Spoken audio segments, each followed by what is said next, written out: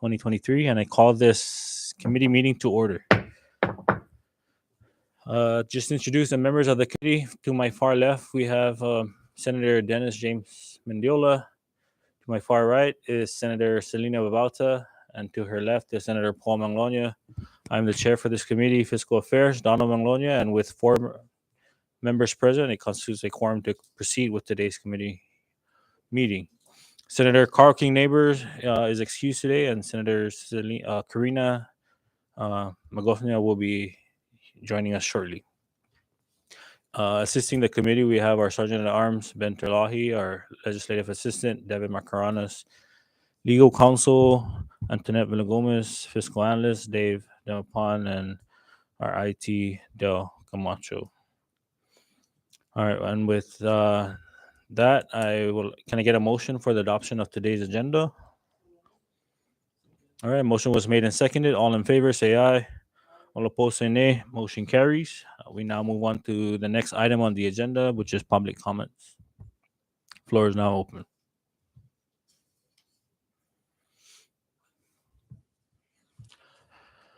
And it looks like we have none. And so we move on with our agenda.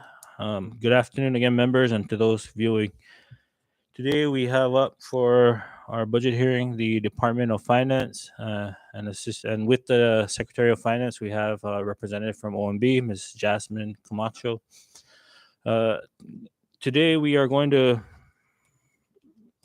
basically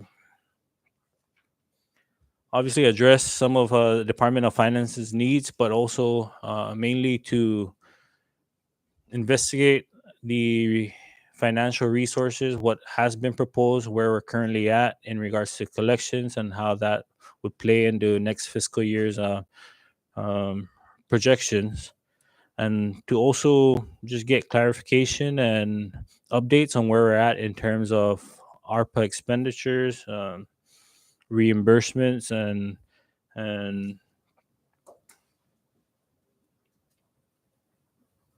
and basically some of the requests that have been proposed within our past several budget hearings, to include our yesterday's hearing with OGM and where we're at with indirect costs.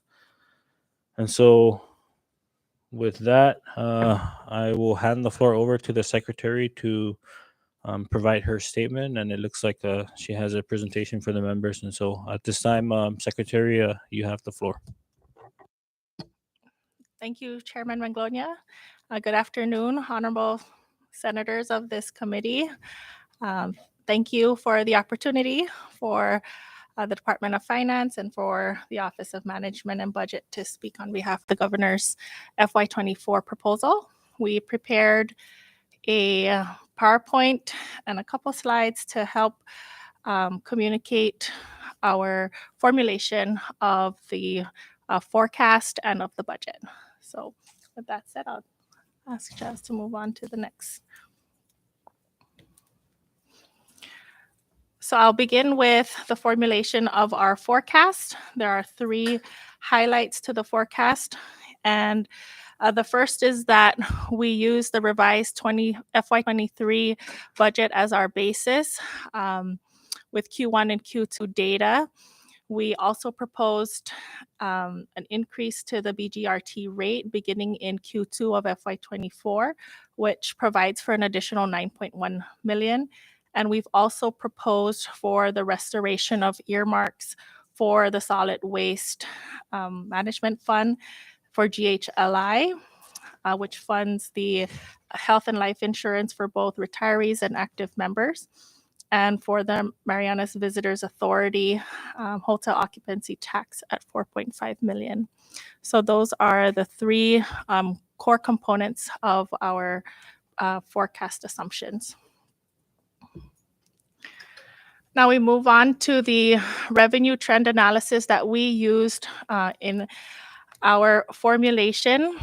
And so what I have here today is a graph of total gross collections dating back to 2014. So as you can see, for FY 2014 through 2022, sorry, that should be 2022. you can see the total gross collections prior to transfers out for each of the fiscal years. As you can see, at our lowest, we are at FY 2021. Our gross collections were at 146 million. However, if you look back to the historical data, you can see that pre-2017 increase in our economy, we were hovering around 150 million in gross revenues. Now, when we talk about pre-pandemic and post-pandemic, you can see from the data that although we had a height in 2017, 2018, and 2019, there was a decline due to the COVID pandemic, and you can see that decline in 2020 and 2021. However, in 2022, we start to see a modest increase there, and that is what we are using as the basis with the collections of the Q1 and Q2 and other factors for the reason why we are projecting at a higher gross revenue level. As you can see, we are projecting to 172.5 million in FY 2024, and that puts us back to between closer to 2016 levels.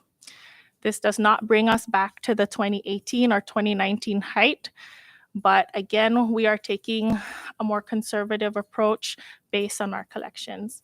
So this is one of the revenue trend analysis that we have used to analyze where we are heading.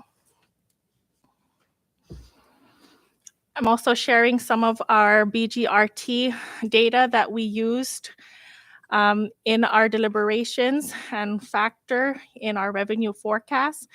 And this presentation can be provided to you as well. And so I just share in this slide some of the top contributing industries for the BGRT, the business gross revenue tax. And so what you can see from this slide is just from FY 2023.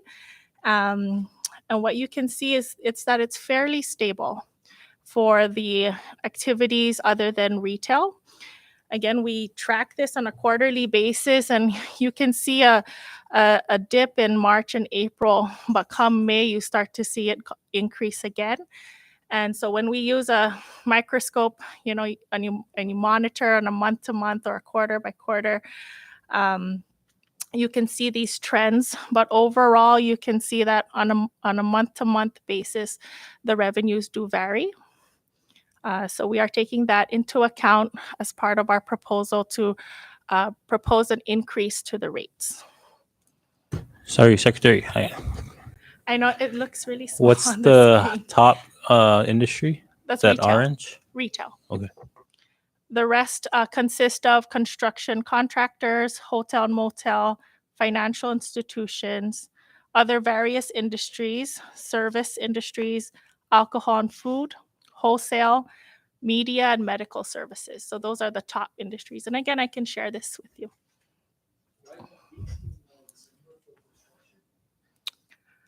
I would say that that's the reporting month end for the year of BGR. So usually that's when they reconcile all their accounts, and if there's any more tax that they need to pay, it's paid in the month of December. Yeah.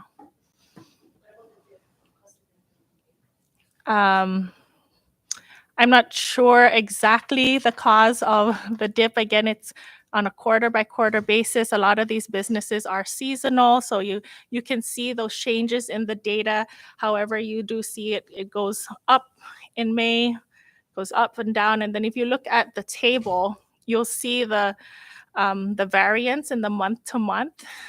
So again, it does vary. It is challenging to track these things. So we try to look at it from a larger perspective as what's going on. And so when you look at it for year to date, you see it's pretty much, there's a stable trend there. Yeah. It's fair to say that the up and down will be based on reconciliation of like some of the taxes that you don't review, and that's sometimes it will spike just because a lot of work they do, like for example in the month of December, you got Mhm. So a lot of firms didn't start going down.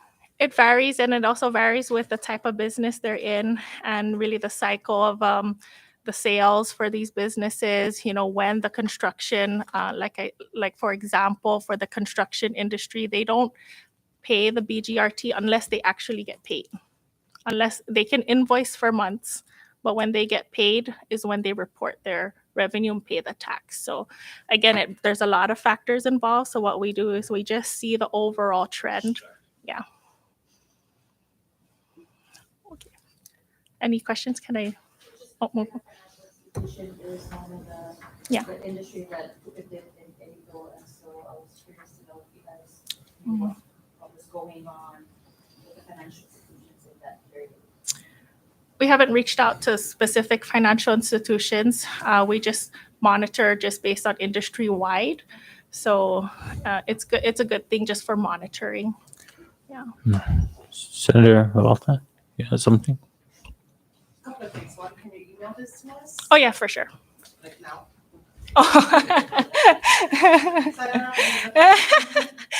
I promise this is the only table that looks, I guess it's a lot of data for the, yeah. I'll give you my email shortly, but, because you're giving us this revenue trend analysis for. Mhm. This is BGRT FY specifically. 2023, Yeah. Right? Mm-hmm. Can you, after Mm-hmm. all is said and done, create another one for previous fiscal years? Oh yeah, So we sure. have a comparison. Yeah, when we were pulling this data, it's really a complicated process. We do it by month. That's just how the system's set up. So, you know, of course, we can do it by request. So going back, we can put in a special request to our developers, so that way the raw data is pulled faster. But first, yes, for sure. Yeah. That's it. Okay. Dave? Thank you. Good afternoon, Secretary of Finance, Tracy and Ms. Jasmine. Good afternoon. On your analysis of there, are you, just want to make sure that I'm understanding this correctly. Mhm. Are you presenting an actual numbers? Yes. Okay, so based on the actual numbers for the past 8 months, right, Mm-hmm. of FY 2023, what would be the annualized expected collection by the end of FY 2023, Mm-hmm. and from that number, how much deviation or variance are we expecting to, whether it's going to go up or it's going to go down from the projection Mhm. of the gross revenue tax?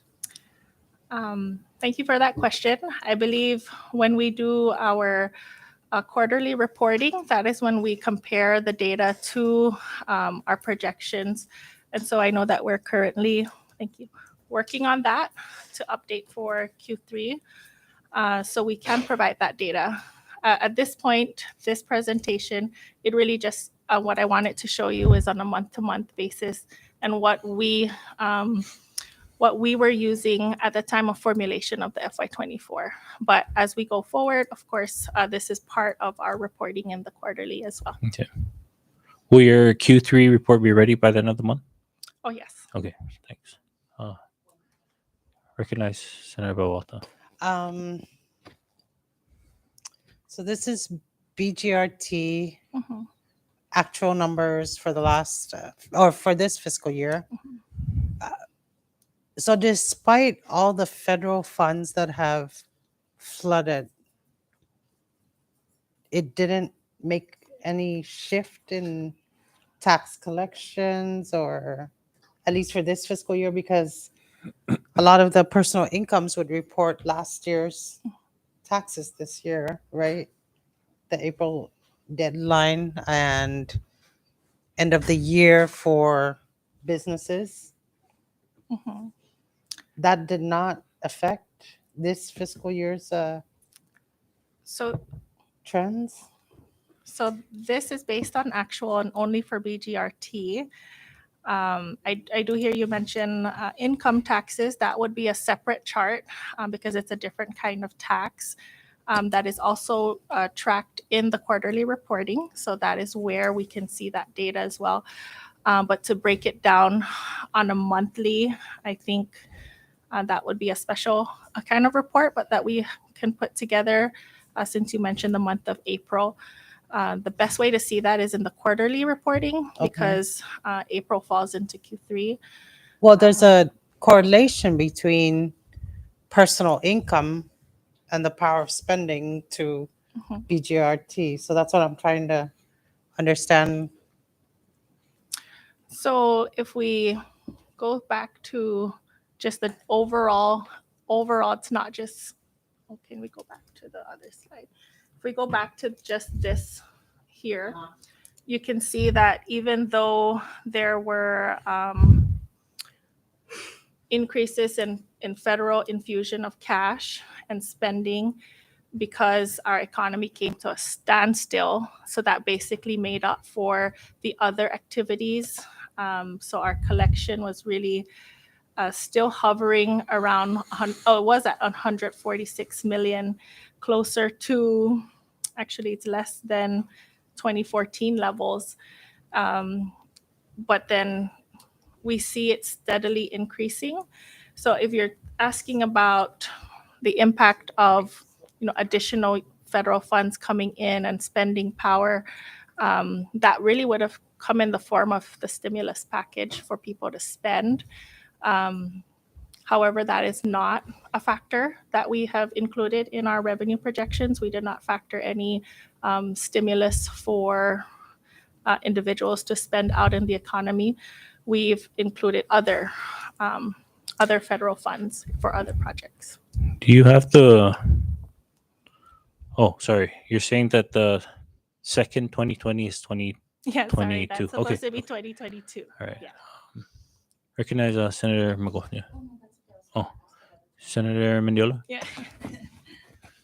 So on one of the reportings, I think recently, we recognized an 11% increase. Is that correct?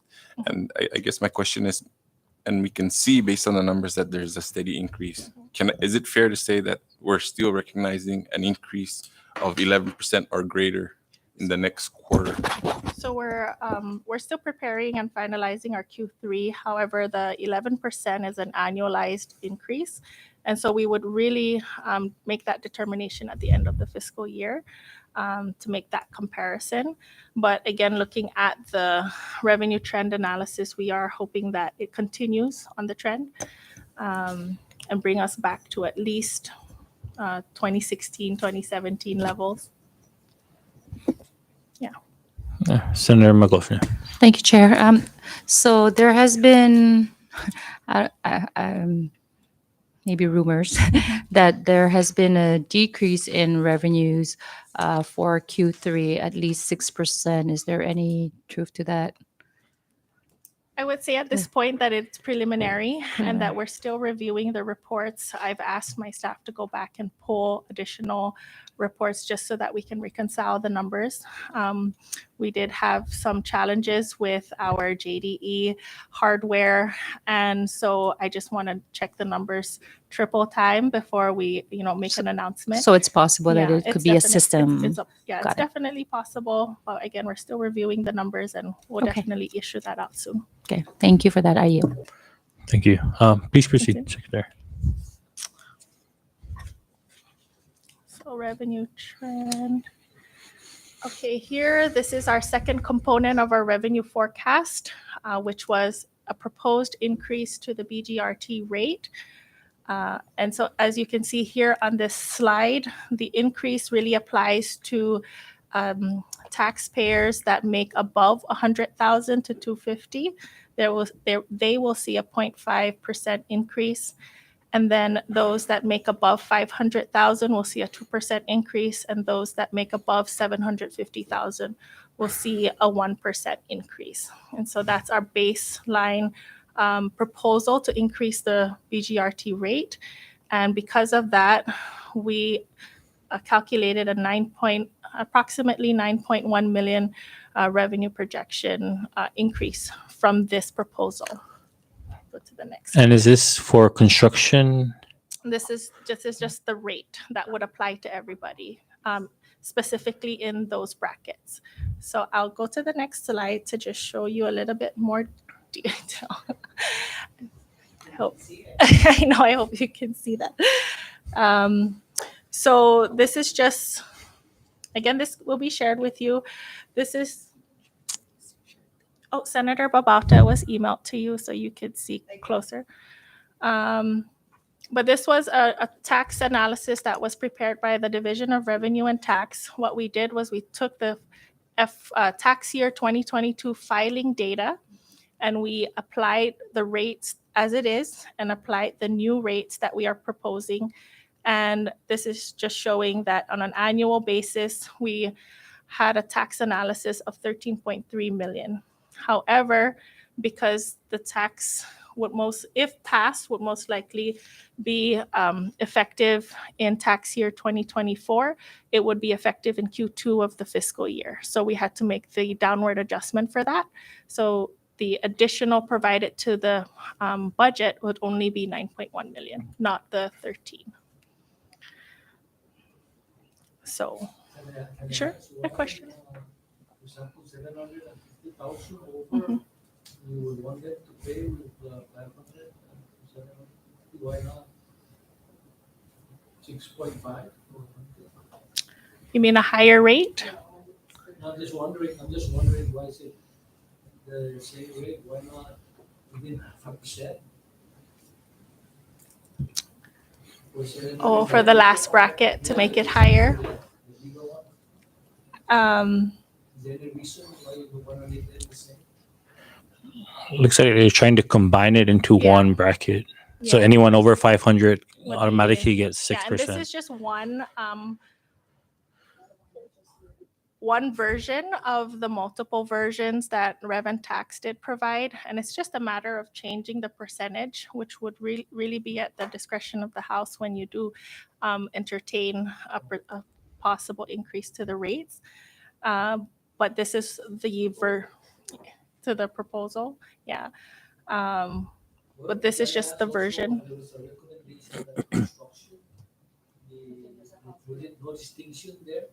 No, there's no distinction to any industry here. This is just the base rate table that would be applied. That we can say, doesn't have to be the company, but if it's federal funds, is that discriminatory? I don't know. I think we'd have to see There was the, a recommendation that we can capture some of those military projects. I think to Senator Paul's question, this is one proposal, and then there's another proposal it's a for separate- just construction. Mhm. So in addition to this, No, that's not part of our proposal. Which, the construction separate one is not? Tax bill that's been introduced, that's not part of our proposal. Our proposal is just the BGRT. rate Overall. increase, yeah. So that that would separate be tax. on top of, Yeah. Yes. And then Eddie Cabrera mentioned yesterday about some tax proposal for federal grants. I don't know exactly the detail of that, but is that something you want to support? He was mentioning something about federal grants. Oh, I'm not sure. I wasn't part of that meeting, but I'm sure that if it will help with the revenues, we'd definitely be able to meet with him. Yeah. the construction. They were saying, taxes for some of this grant money. Because right now, as it stands, A&E, right, is categorized under construction, but then in accounting, it's considered professional service. So what Effie was saying is that he had explained that to the former secretary after the event. He was like, I don't know if he was in the process of changing that, asked whether or not he's had a chance to talk to you about it, because if it's removed from under construction, the category of construction, and it can start getting the ICC. Since a lot of the construction consists of A&E and it's cheap, right? You might as well just something to consider, move it out of the construction so that you can start collecting IBC on it. And that would be part of your revenue. Okay. My thoughts on that, without being part of the conversation, is that A&E firms that pay BGRT pay on the activity that they register their business under. So if they register their business under consultant or a professional service, they will pay under that tax activity. What EPI is talking about is the classification of their expenditures when they submit their invoices to the agency to get paid. And maybe that contract with the agency for the work is under a construction agency, so the entire invoice falls under construction. So that's a separate issue that he's bringing up. As far as tax, the firm, if they do work for the construction company for A&E, when they come to pay their taxes, they pay based on the activity that they're registered for. Yeah. Thank you. Sorry, members, moving forward, please speak into the mic. Sorry. So the current projection for fiscal year 24, does that include the 9 million that Yes. is? Yes.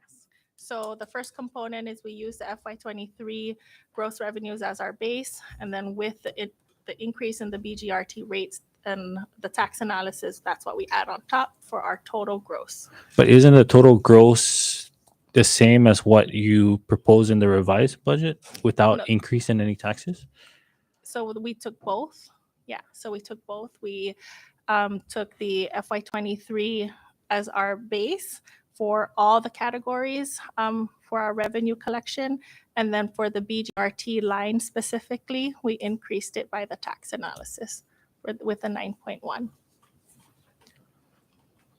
When you say 23 as your baseline, 23 prior to the revise or No, with the revised? Okay. Mhm. Senator so- Mendiola, yeah, something. Senator McCloskey. Okay, thank you. So in looking at the proposed rate, I can see that there was no change in the percent from 250 to 500K. Is there a reason why it stays at 3% and not have a gradual increase? And then when you go down further from the 500K to between 500 and 750, you see the rate doubled from 3% to 6%. So what is the rationale behind the proposed rate increase? So if you go back to the next one with the tax rate difference. So if you can see here on this table, the 250 to 500 bracket sees no change to their revenue, the tax rate. So there is no change to the projected increase. It's only for the brackets of the 100,000 to 250 and for the 500 to 750 and above. So that's what I'm saying, right? There's no change. There's no change. What analysis Mhm. did you guys have to determine that there is no change in the activity itself? So what we did for the analysis was take the filing data of tax year 2022 and the rate that they paid and just change that rate to the new rate proposed. Got it. What would have been the difference? That's that was the analysis that was provided by Rev Tax, and that was our basis for the 9.1 increase to our base of the FY23 revised budget. Okay, I see it now. Okay. Thank you. Thank you. I yield. Thank you. Do you know if, or have you been working with the House in terms of putting the new rates as a standalone as opposed to including it within the budget?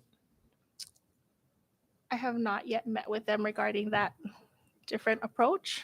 But in order for the fiscal year 24 projections to take effect, essentially the new rates would have to be approved Mhm. as a standalone or as a provision in the budget, right? Yeah. But you're proposing to make this permanent, or is it just for next fiscal year? No, it's just for the fiscal year. And then fiscal year 25, we can revert back. I mean, what's the basis for just increasing it for just 1 year? Just in order to meet the level of operations that we're proposing for the year, considering we just want to meet the basic services that we have in FY23. And so the increase to BGR would just apply for FY24, and that would give, I guess, the legislature the flexibility whether to keep it or to have it end in the fiscal year. Okay. So a one-time increase. Some companies try to go around that and try to lay it out for the following year, then they'll pay a cheaper rate. I'm sure they will be very creative. We can address those things, in the bill, if it's standalone or in the provisions of the budget. But yeah, the more enforcement tools that we have, the better. Yeah, so that might be the case under Paul for bringing that concern, because if it is, I think there has to be a greater push in the House to make that a standalone. Otherwise, a standalone with the sunset. Otherwise, even with the sunset. But yeah, this may further delay projects, right? Or Well, I would think that the businesses, at least the major businesses that are active, would want to continue business in the next year. And so we're making the assumption that they will, out of their best interest, continue their business and not go out of business for 1 year just to avoid paying a 0.5 increase. I understand. So what if, I mean, with the past 2 fiscal years, we've suspended all earmarks. Why can't we just do that for 1 more year then? If it's been working the past 2 fiscal years, why can't we suspend earmarks 1 more fiscal year to allow for the same, whether it be the same collections or the same operations that's been going on for the past 2 years, instead of applying this additional taxes, which would essentially increase the cost of living, and so if we are going to be conservative, right, we would just suspend the earmarks like how we did the past 2 fiscal years. The selection of the earmarks that we decided to restore were strategic. They were focused solely on MVA because we want to support our tourism industry and really help that come back. We've been working closely with them, and we see just how much support they need. I know that they requested for 12 million. However, their earmark is only 4 million. And so we are trying our best to support that effort. For the solid waste, those are requirements by the EPA that we want to restore and make sure that we protect that funding for them. And then for GHLI, of course, that's healthcare for everybody. And we want to make sure that that's protected as well. Yeah. All others remain suspended. All right. Okay. Thank you. Senator Bawalta. The proposed budget FY 2024 submitted by the governor incorporates the 9.1 million. Is that correct? Yes. If for any reason the Senate rejects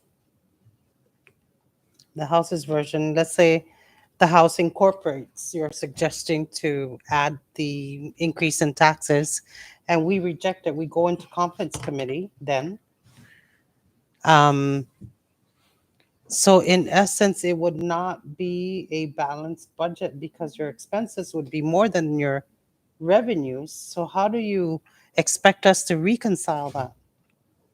We have to cut expenses somewhere if we were to, work on the budget together with the House. It will throw everything, the figures out the window.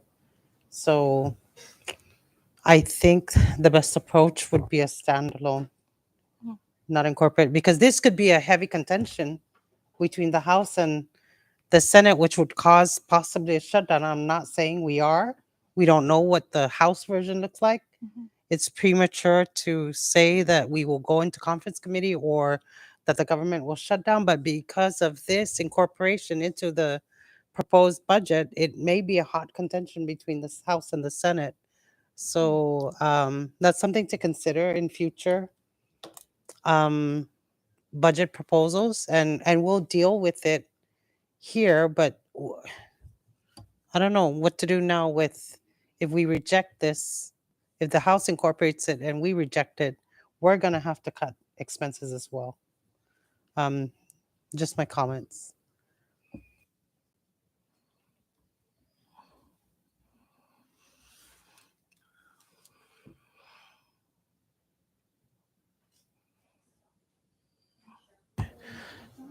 Thank you. So I guess members, since the concurrent resolution is here in the House, if the Senate does not agree to the tax increase in the brackets, correct, we would have to essentially reduce the ceiling down by 9.1. And so I guess that's going to be up for discussion as we deliberate on the House concurrent resolution. But we'll go ahead and allow you to continue on, Secretary, and then we'll try to reserve questions after. Okay, thank you, Senator. So I covered the three main components of our revenue projection. And in addition to that, part of our factors for the revenue projection included mitigating actions by the administration and our partners. And the top three include the tax collection task force that was formed by the Department of Finance, financing options that we are looking into for these federal capital improvement projects, and for the MVA tourism promotions that are currently going on. And so what that looks like, at least I'll just touch a little bit on the CIP project financing, and you might have seen this in the news, and maybe the idea is to find seed money of at least $25 million for these big CIP projects to facilitate movement and progress, so that the construction contractors and all the businesses that are helping in that project will start to generate revenue and pay taxes. And so what this looks like and how we're envisioning this is that the seed money that could be provided would help get these vendors paid immediately or timely, while the executive processes these drawdowns and immediately replenish the seed money account. And so it really comes out to be a revolving. And again, this is just one way that we can jumpstart these projects to get moving. And so to highlight some of these major projects that you're most likely already aware of are the EDA projects, the CDBG projects, FEMA projects, and the ARPA 604 Capital Projects Fund. So in the next slide, I kind of just wanted to break down some of these projects for you as an example of where the seed money could be directed to.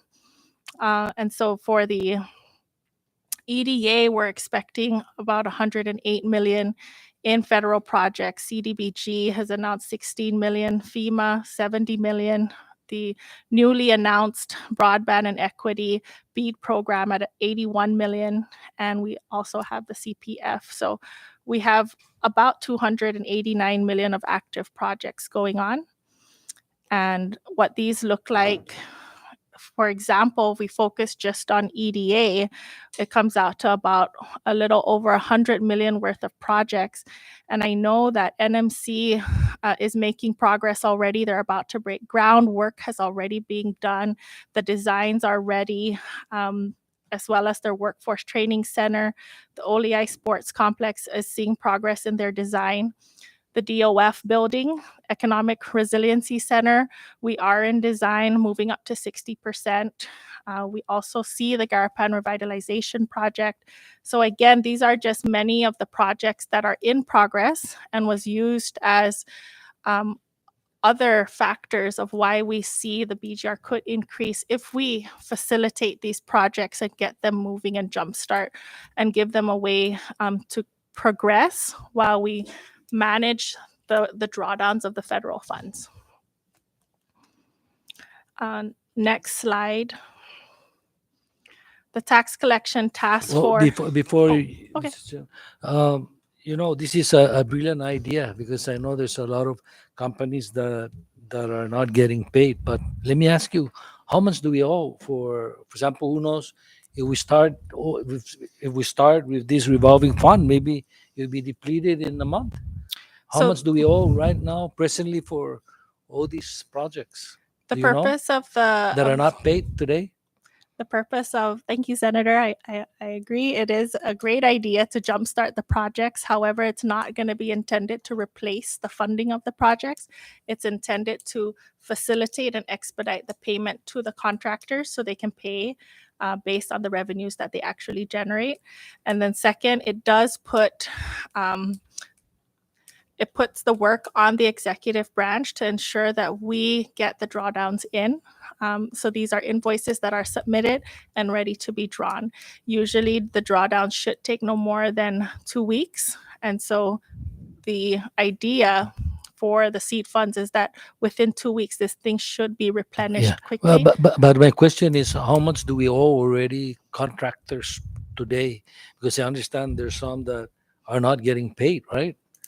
So is that 5 million today or 10 million that we owe? Well, because we don't have the money, because you have to probably spend it first, then get reimbursed, right? Or paid for your expenses. So do you have a figure how much we owe today?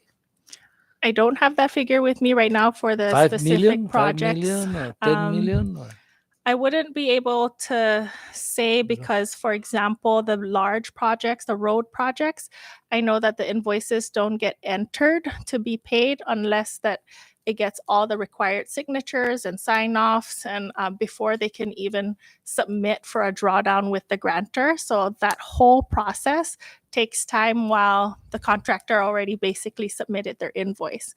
And so for large CIP projects, that process of approving the invoice takes a long time. Yeah. And I asked this because in our meeting yesterday with Epi, I know Epi goes over all the projects that he's doing, and then but then he's saying he needs for manpower, this and this. It all boils down to not hiring the proper people and the amount of resource. Support, right?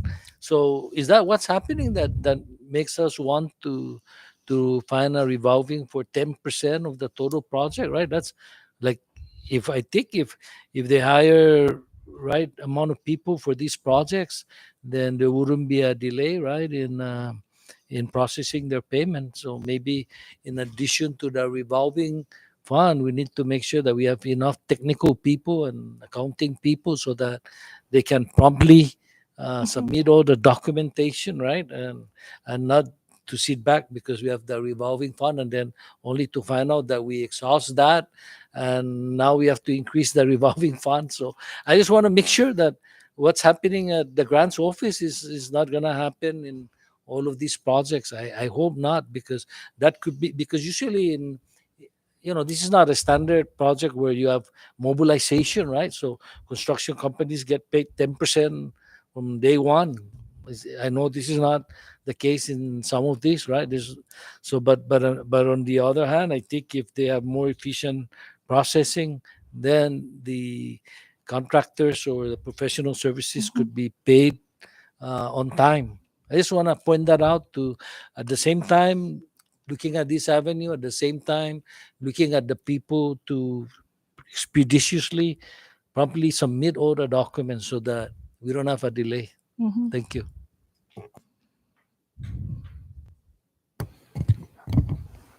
Please proceed. So the next slide that you see up there is another one of our mitigating actions, which is our tax collection task force. This task force consists of the Department of Finance, Revenue and Taxation. We've also included the Department of Commerce, Zoning, a Scholarship Office, and other agencies that are already regulatory agencies that are familiar with enforcement and customer service. That will be assisting the Department of Finance in collection activity. And our initial target is within 180 days to go out and really beef up the enforcement actions that is available to us. We've had the task force already attend their disclosure certification training. They will be doing a collection boot camp and going out in teams and just putting out a real presence in the community and really making those contacts and asset observation and doing a lot of the work that Rev and Tax really needed the support to do. And with that, we see different collection targets with the total outstanding collectible AR for these specific tax categories. And so as you can see, even if we had even a 5% success rate, we would still realize at least $6 million in the next 6 months. So with that, that's part of what the administration is doing to beef up collection and to assist with our revenue projections. Should I pause here for questions? Recognize Senator Magofnia. Thank you, Chair. So I noticed that the employee quarterly withholding is at 30 million outstanding. What's the do you guys know what the cause of that? Because normally, like, employee payroll deductions, right, are normally on time, but 30 million is a significant and material amount to be outstanding. Yes. So I agree that these withholdings are held by the employers and not remitted to the CNMI Treasury. And thus, that's one of the top categories that we will be going after, because these are monies that were held from people's pockets to be remitted and were not. And so this will be part of our enforcement actions that we will be taking, making contact, delivering notices, and just reminding the taxpayers that they can go through a collection process to see their ability to repay and just get them into compliance. Aren't there any like requirements through federal laws regarding the withholding of withholdings, right? Because if they're not remitting what the payroll deductions are to revenue and tax, aren't there legal consequences to that? Especially for Chapter 7? Or wait, is it Chapter 2? Which one is the local? Is it Chapter 2? This is Chapter 2. Chapter 2. Yeah, and so really the legal actions that we will take must follow the due process, which is the collection process. And so that starts with notice. They must receive notice, and then we can take further action from there that can eventually lead into tax court. And we don't want to get to tax court. We want to get them into compliance. We want them to start paying. Sure. The whole purpose is to collect immediately. And so, again, I'm just highlighting the top 4 categories that we will be focusing on. These have been determined to be collectible based on the statute of limitation. Our team will be going through the list of taxpayers, will be making contact, will be out there in the community, and we may be seizing assets as well.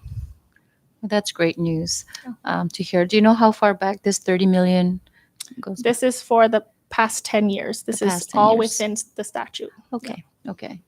And then any reason why the collection target is only up to 20%? Oh, no, this just gives a range of what the targets we could hit. So I'm saying in the 180 days, if we could even within just 180. yeah. Okay. Of course, 5% is the minimum, but we want to go more than that. Okay. Yeah. Great. Thank you. I yield. Senator Babalta. Of the 30 million, by the way, is that both for government and private sector? Yes. Right. Yeah. That was my next question. Of that 30 million, approximately what percent of that is the CHCC I don't- non-remittance to revenue and tax? Do you know? I don't have that information at the top of my head. I just asked for summary data. So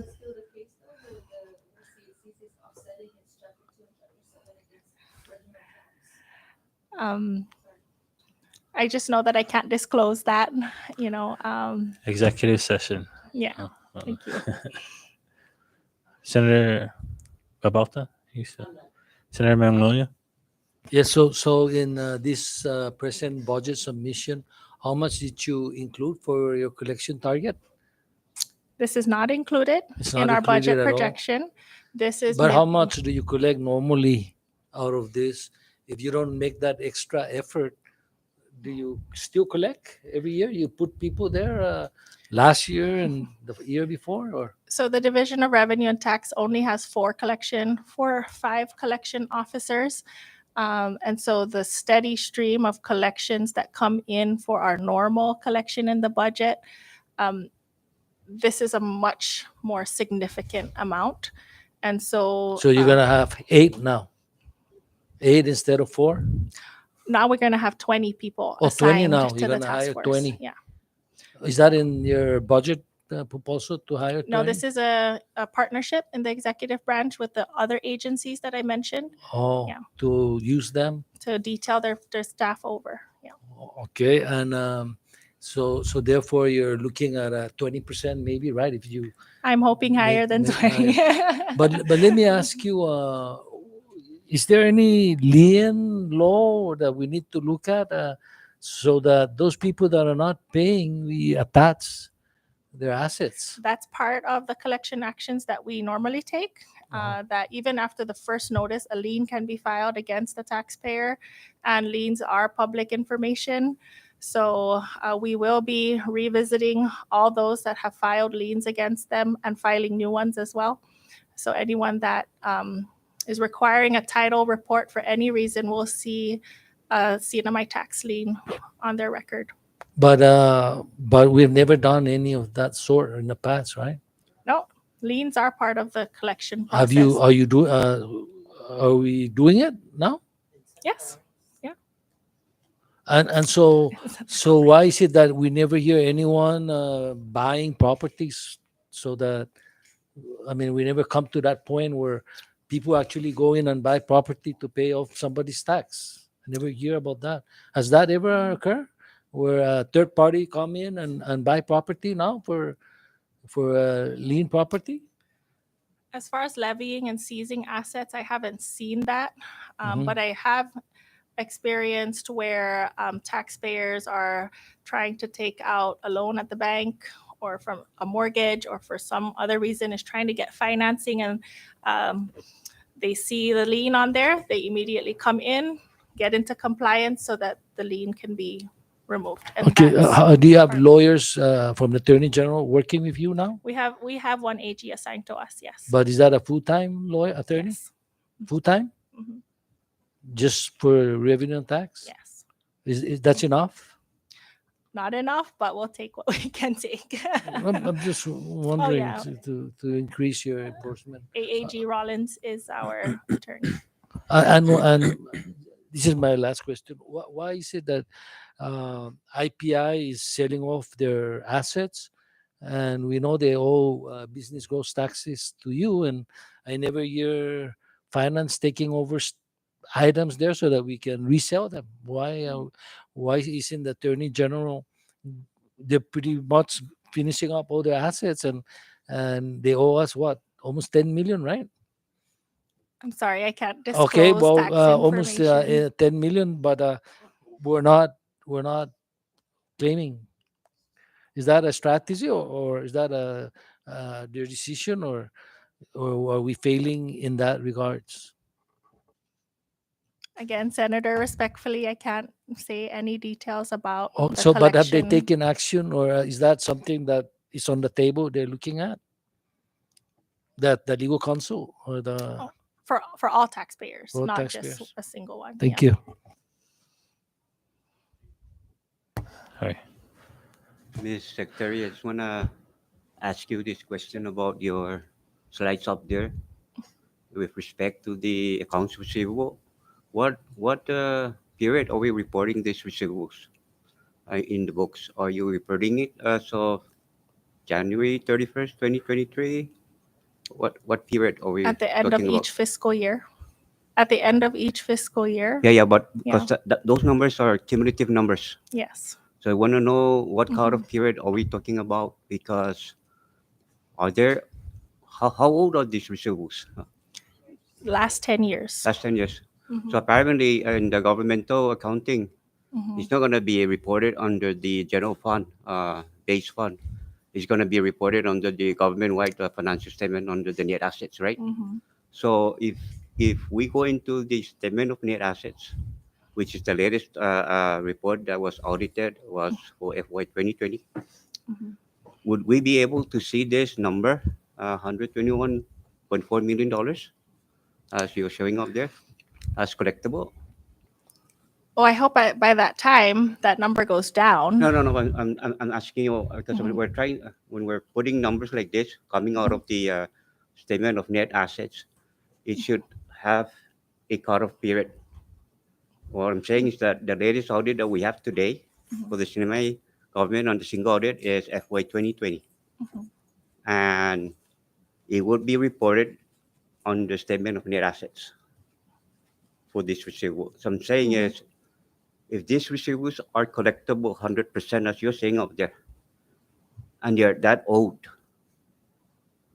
normally receivables are collectible within less than 1 year, maybe 2 years. But if it's that old, some of those customers might have closed down their business, or individuals may Mhm. have left the island, or some of them just closed down their operation at all. So what I'm trying to get here, Ms. Secretary, is that I just want to find out what's the date that we are referring to, because this is a net asset item that it should have a date as of today or as of, you know. Thank you, Mr. Chairman. Yeah. I recognize Senator McLaughlin. Thank you, Chair. So first, just for clarification, what is the statute of limitation period? 10 years. 10 years, Mhm. okay. And then I believe you had stated earlier that these collections are not incorporated in your projections, right? So let's say that you are successful in your 20%, probably even more, which will yield about $24 million. What is the spending plan for that money? I believe that would trigger a supplemental budget. Okay, so have you guys started on that based on this presentation? No, Okay, so it would this be is when just it's for, received. Yeah. okay. Thank you. I yield. Thank you. It looks like you have about 11 more slides. We're trying to So, get to the yeah. budget portion. Well, yeah. But Yeah, we'll thank take you. it So we'll slide go by ahead and just slide. try I'll to try to go through go faster. through them quickly. Thank you. I'm about the end. I just also wanted to share in the next slide that in addition to our mitigating actions to increase collections, we also took into account the MVA forecast for visitor arrivals, and they are forecasting at 80% load factor. And as of earlier, MBA Director Chris Conception said that we're looking pretty good for the month of June, and that we are seeing exceeding 80% load factor in our flights. And so these are one of the positive indicators that our economy should be modestly increasing come FY24. And so we just need time again to realize all this revenue generation. We'll go to the next slide. MBA also provides their forecast. And so I don't want to go through in detail because this is their numbers. But again, these are the things that we consider as we formulate our budget.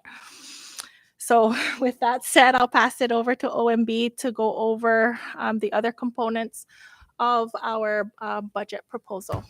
Sorry. Would that be the next slide, or are you going to talk about this slide, Jasmine? So next slide. Oh, sorry. So can we just briefly talk about that last slide Sure. prior to this?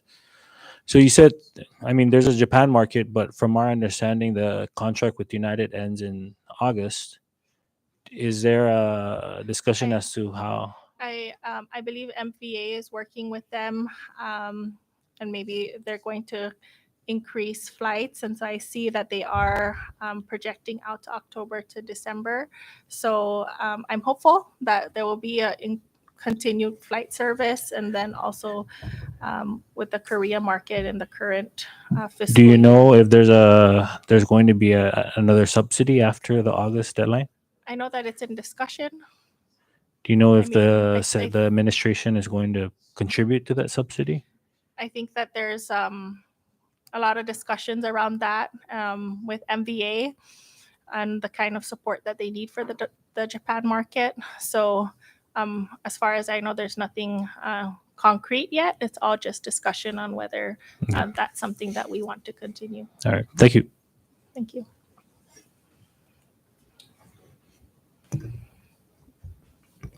So the FY 2024 budget proposal incorporates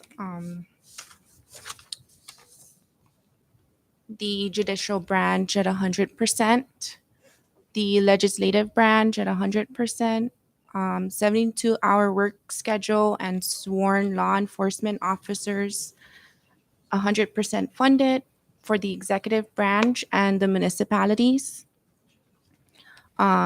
It incorporates 7.2 million in local match for Medicaid, 1.8 million government utilities, 3.08 million to the Northern Marianas College, 20.8 million to the public school system, which is 25% of the net identified budgetary resources.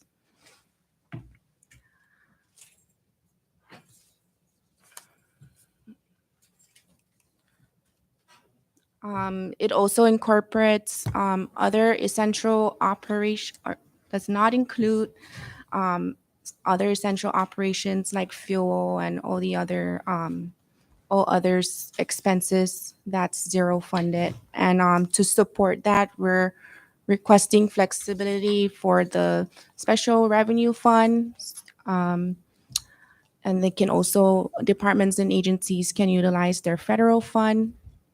And also to support those essential operations, agencies can realize personal lapses, which we can reprogram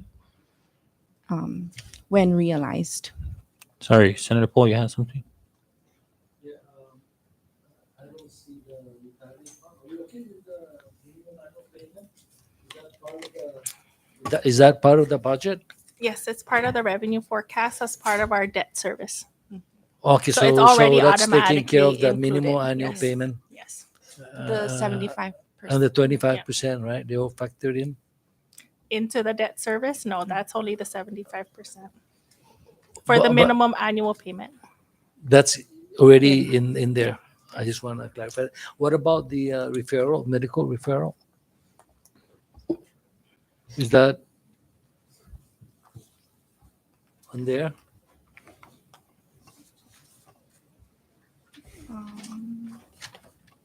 Yesterday or the other day they were asking for $9 million for the health network.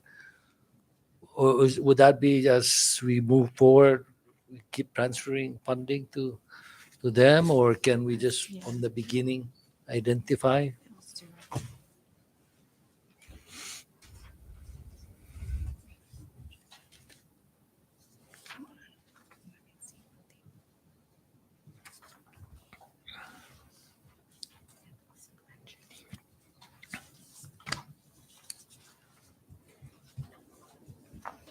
I would think if funds are realized, then it would be transferred. And then I believe the local side of it too, there are some funds. So For- basically, that's something that Yeah. presents a challenge that the committee has to Yeah. consider. So it's presently not addressed. It's not budgeted. Not Not budgeted budgeted. in our Just want to clarify proposed that. budget. Thank you.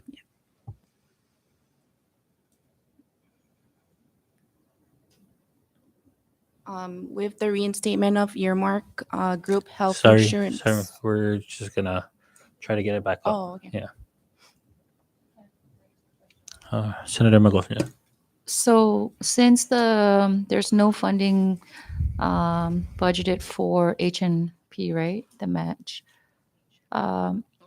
Is there anything in the law that says I'm not familiar with the law for HNP, but is there anything in the law that requires a percentage of local funds to be matched? I'm not aware of any matching requirement for HNP, only the requirement that they operate with only appropriated funds. So Okay. that could be also outside the general fund. So any reason why there's just nothing budgeted for the Um, HNP?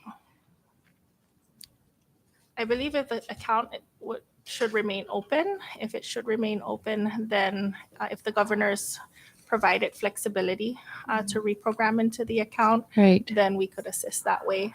Yeah. But there's just at least $1 million to HNP to ensure that, the current patients are not put in a predicament such as what had happened a few Yeah. months ago to. I understand. And so, again, that's where I would just highlight the support and the flexibility because we can assist as needed. Again, this budget is a bare bones budget. So, given that flexibility, I'm sure the governor would be more than willing to assist if it's needed, but also to ensure that other sources of appropriations for medical referral are also taken care of. Okay. Thank you, Chair. You.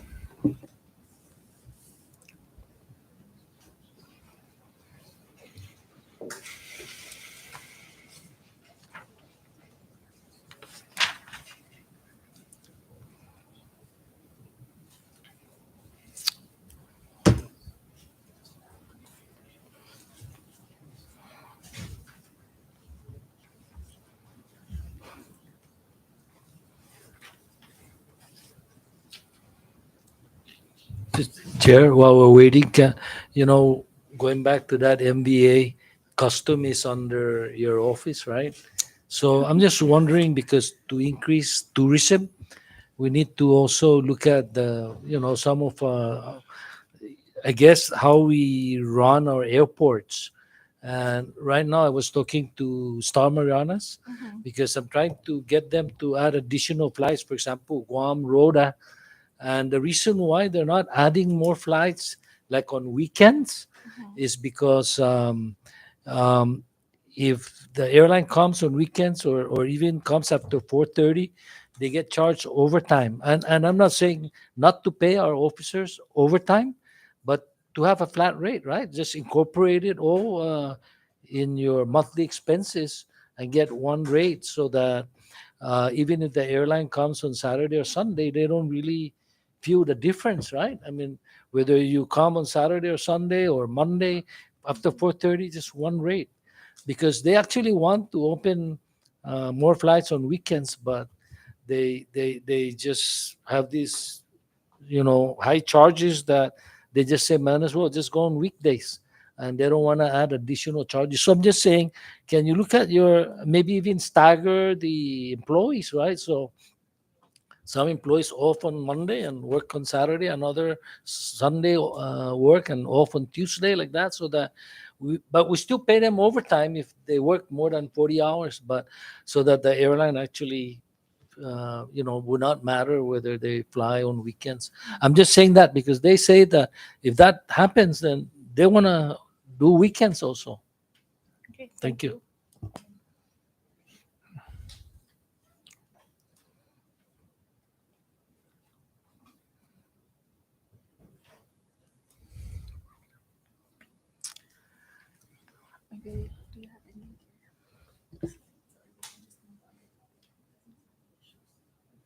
It's just the two.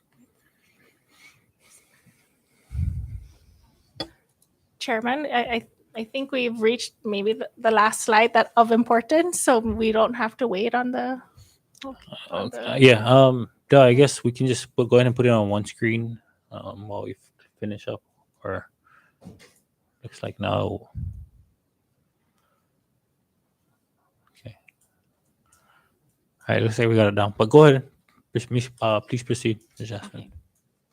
So with the reinstatement of the GHLI yearmark, where funds will be available to pay employer share for both retirees and active members. And then we also reduced 2.7 from the mayor of Tinian.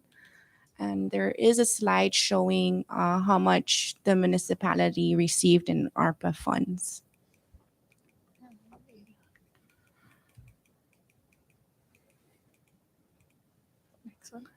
Yeah, there you go. So we reduced Tinian Mayor the same treatment as the mayor of Saipan for current fiscal, for the revised budget for current fiscal year. If you can see on the breakdown, Tinian municipality received 3.9 million from the 602C ARPA funds in assumption that they would receive that same amount from the 603 tribunal. And with what they submitted to the Secretary of Finance, their fund balance is now 2.9 with the spending plan that's not encumbered yet. So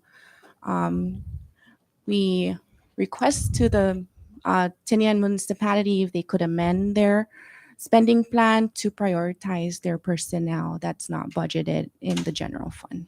So the 2.9, their spending plan does not address any operational needs or personnel needs for next It fiscal year. does, but for 19 personnel Only. only. 19, what they would call ARPA personnel, or 19 Correct. general fund I would personnel believe that are. ARPA personnel. So in addition to what's in the general fund that they're proposing, they have 19. Okay, Yes. ARPA employees. All right. And from the 603 tribunal, they received, I'm not sure if they received the full amount of the 926. It was broken down into tranches. And I don't, as of right now, there was no fund balance on how much left remaining they have on that section. That's it for the proposed budget. Chairman? I recognize Senator Paul. Yeah, but according to the papers, the mayor committed those funding already. Yes, not encumbered, so He has encumbered them. it's a, It's not true that they have been, I guess, pretty much Obligated. obligated. The word's obligated, yeah. I can help just shed some light on that. Again, this has been a situation that we became aware of the advance funding, and that the initial discussion around that was that it was an advance for 604, which we shared was capital, the capital projects fund that should be broadband based. And so maybe, I'm assuming at that time, they weren't aware of that requirement when they were issued the advance. And so if they had committed those funds with the intention of it being advanced 604 broadband funding, their plans must be adjusted. And in this case, since we had made the determination that it was 602 funds that were used and that will remain with the municipality, they have to follow the 602 requirements.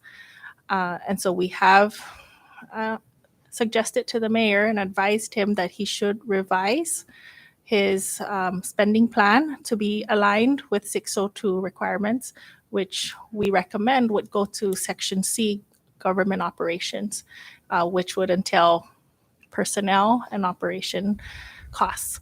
And again, the discussion is ongoing with the mayor to assist them to make sure that they are compliant with 602 funding.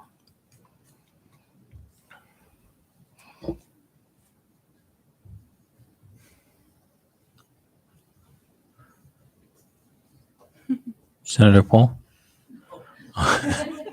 Wait, so the 2.9 is that was as of 6/27, but is that after he's obligated what he would need for the remainder of the fiscal year, or?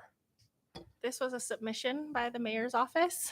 Again, the funds were advanced to the municipal treasury. We have no view of their actual expenditures or the allocations. It's what we are providing is what was submitted. Yeah. Thank you. Recognize Rep. Magosnia. Okay, just trying to clarify. So the balance of 2.9, according to the papers, the mayor had stated that these funds have already been obligated. And so you are asking the mayor to make the necessary adjustments, right, based on your findings.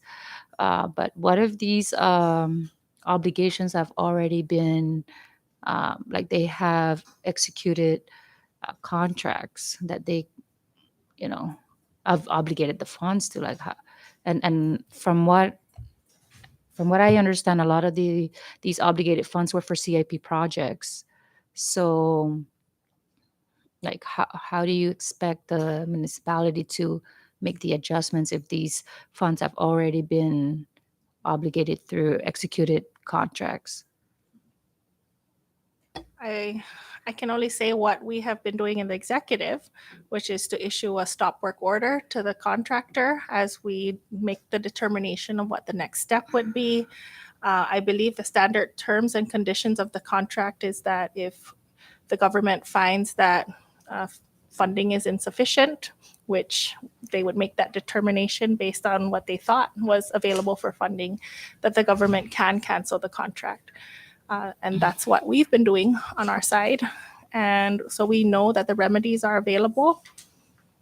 However, we just hope that the mayor can make that determination on contracts that were entered into, or if they are compliant with the 602 requirements, then that's his determination. Okay. Thank you for that clarification. I yield. So, Chair, so then can you get back with us as to what are the final numbers, right? Because you're working with them to see which of these so-called obligated funds you can transfer to I guess be budgeted through broadband money, right, and other sources, is what you're saying? That if they commit some of this money for a particular project which can be funded by another CIP source, then that way we can free those money, right? Is what you're saying? What I'm saying is that he needs to be compliant with the 602 requirements, and if anyone finds any other source of funding for the current projects that they could utilize, it wouldn't just apply to the mayor, it would apply to everybody else, especially because we know we have 604. However, the drawdown of those funds are specific to a broadband implementation plan. So again, I'm not sure what projects they initiated because we don't have visibility over that. But the same advisement would be made both to the mayor and to everybody else using 602 funds. Yeah, so maybe what I'm saying is work with the mayor and see how we can fund some of, in other words, relief, possibly CIP funding for general fund operation. And so we transfer some of those obligations presently under this and put them where available CIP or similar source funding, and then get back to us on that, because the way it is now, you've made a determination, right? How much was that? 1.7 or 2? Can you go back one slide? One. Oh, there, 2.7. Yeah. So can you go over those numbers and I guess go back, give us back how much of those that can be replaced, right? Okay. Thank you. Thank you, Senator Paul. Okay, so just to be clear, that concludes your presentation. Yes. Yes. Okay. Just a couple of follow up. Yesterday we had the hearing with Mr. Cabrera.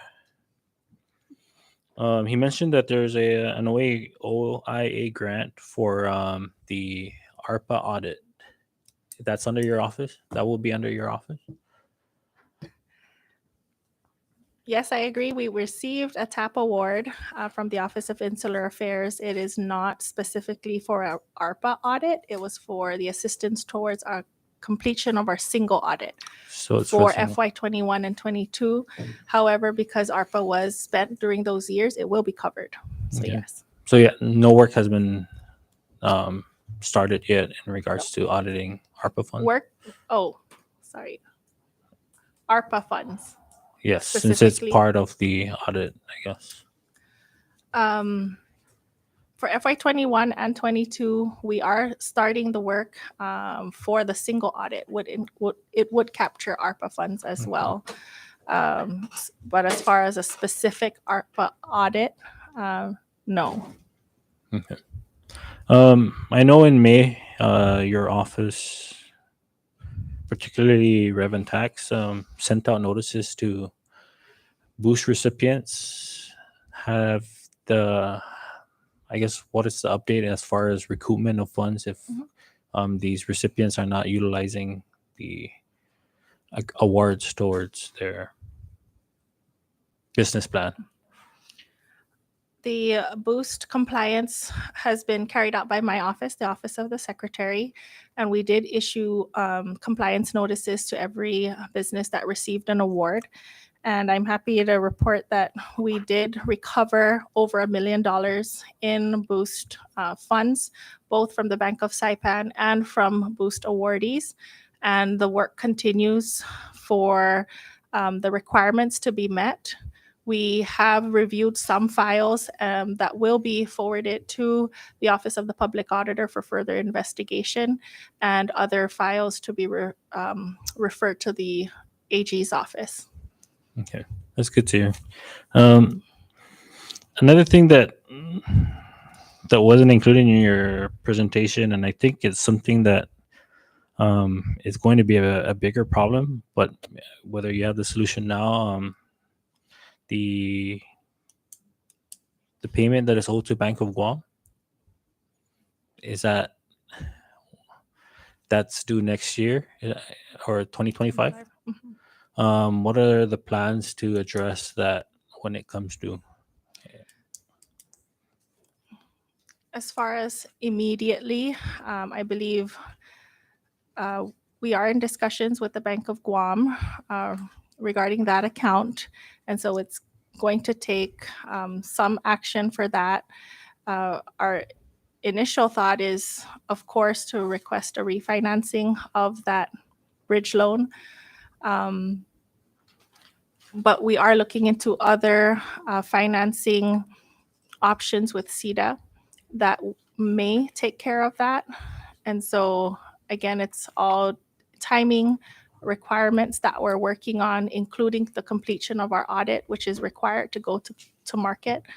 And so it's definitely one account or concern that we are aware of and that we are addressing. Okay, because from our records, by the time it's due, it's around close to 20 million. And so, are we up to date with the payments towards that? Yes. Currently? And what about the MPLT loan? Are we going to meet the maturity date? The MPLT loan is paid automatically with the interest, so that is taken care of, and MPLT reports to us how much interest was generated and was directed back to the loan. But in terms of the maturity date, will it be paid off based on what's currently being collected? And if not, I'd have to go back to the schedule on that to give you an accurate answer. Dave? Mr. Secretary, under the MPLT loan, in the government's proposal, it's included as a reservation.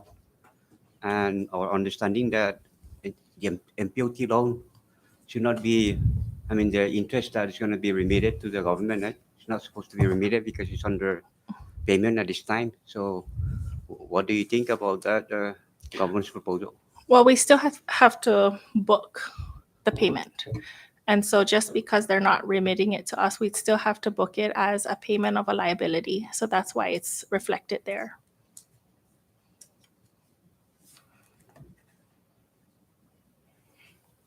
Okay, thank you. I'm gonna kind of shift towards, I guess, your operations, and that There seems to be a lot of challenges, ongoing challenges with this Munis system.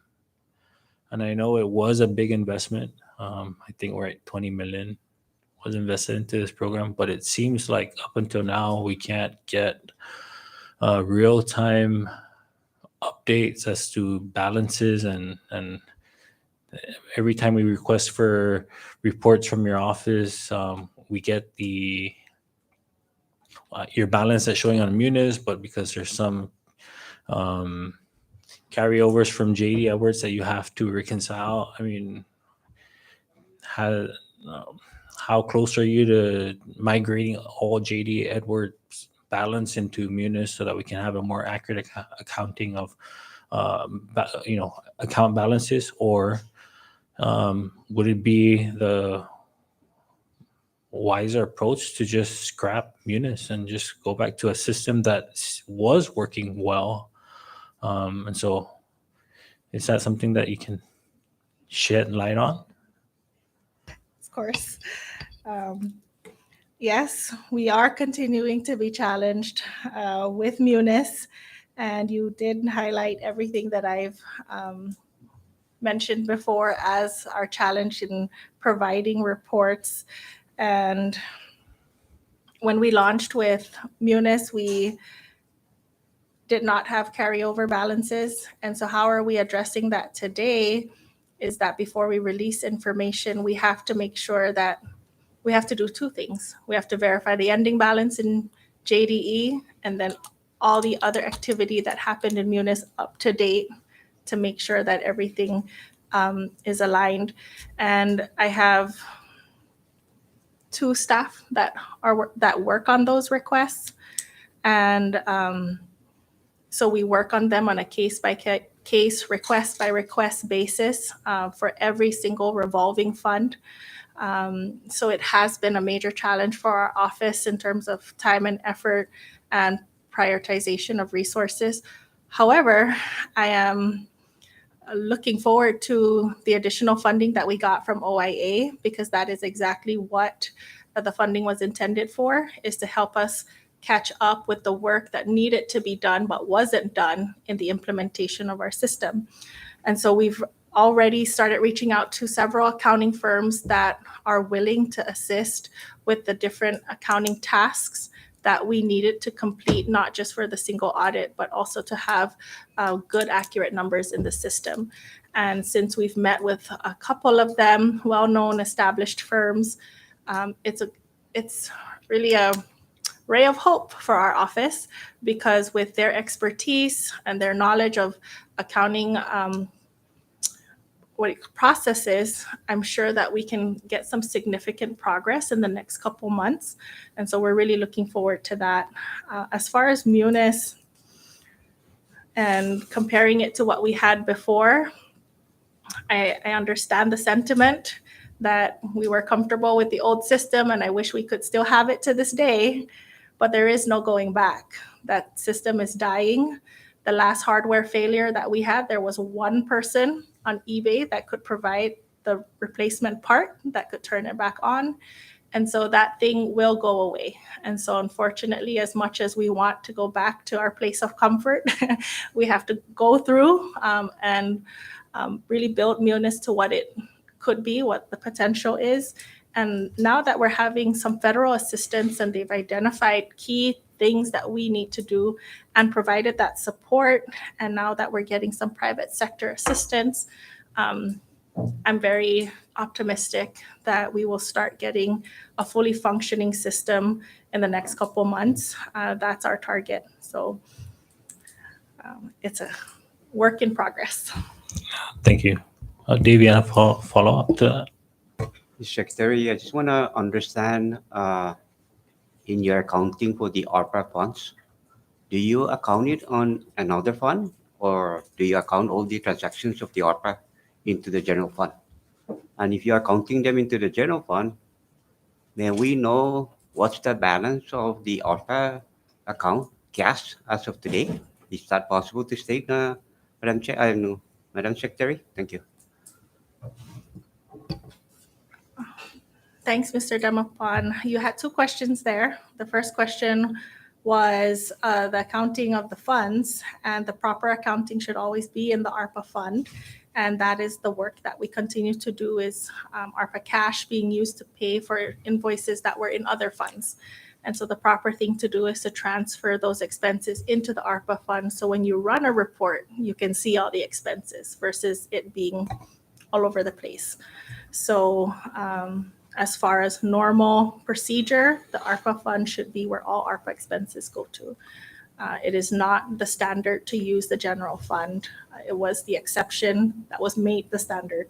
So we are cleaning up that mess. Your second question was the cash availability, and I did prepare a slide for the cash allocation. It's in the other, let's go to that slide.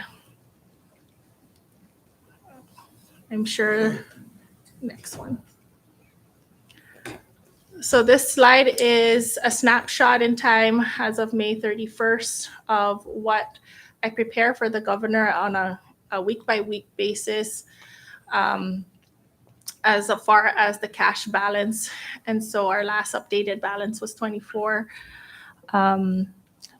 million. And again, this is just one tool that we use to manage the cash that is remaining. Any transactions that happen for these activities are booked to the ARPA fund.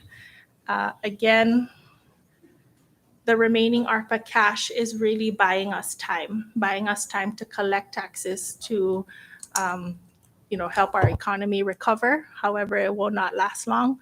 And so this is another one of our challenges that we face. And so these numbers continue to change. So let me ask, Mr. Chair, what period are you reporting this balance? As of what period? As of To date, June 30, or this is as of May 31st. so if we ask you, if this committee asks you a working trial balance, will you be able to identify all the assets, the obligations, and the fund balance of the ARPA funds as of today? Would that be As far as possible? a trial balance, Working trial balance. I'm not sure, but as far as what we provide updates to for the fiscal response team is No, I'm asking about the financial reporting on the ARPA fund. You should be able to generate a balance sheet, a statement of expenditures, revenues, and fund balance. Yeah, I understand. And unfortunately, like I said, we're not able to produce that at this time just because the balances in the system are not correct.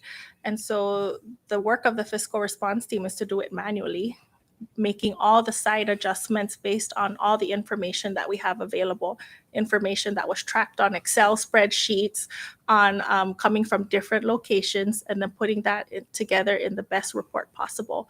Because if I were to run you a system balance, a trial balance, and try and generate these audit reports, it would not be possible. And it would be diverting resources from the single audit where we're doing that already. That's the work that we're trying to do. So again, I'm sharing this slide because the cash is what matters, right? And that determines how much time we have left to support these activities. Mr. Chair, may I further ask Ms. Secretary? Ms. Secretary, a financial system, Munis, how much is the investment of that system? Millions. Okay. A system that is in place, it's programmed to do the accounting reporting, and the reporting from that system is the basis for the reconciliation of the cash at the bank. Your analysis up there is not connected with the system, because if a system generates the financial statement, it would easily reconcile the cash balance from that report, and it would generate a balance sheet. It would generate a statement of revenues, expenditures, and fund balance, and it would even generate the government-wide financial statement for their assets and a statement of activities. That one we cannot rely, because that one will not reconcile with the bank balance. But if we have a report generated from a system, It would be easily be reconciled on time, real time. In my view, Mr. Chairman, I would prefer, because the auditors would normally ask for a trial balance from the system, because those information already recorded in the system would have already been authorized, the controls would be there, you know, whoever the individual responsible for each cycle of the accounting system, everything will be there and it will be subject to audit. This one is not subject to audit. I just want to share that, Mr. Chairman. Thank you. Thank you, Dave. I recognize or sorry, I just have one more before I recognize Senator Mendiola first.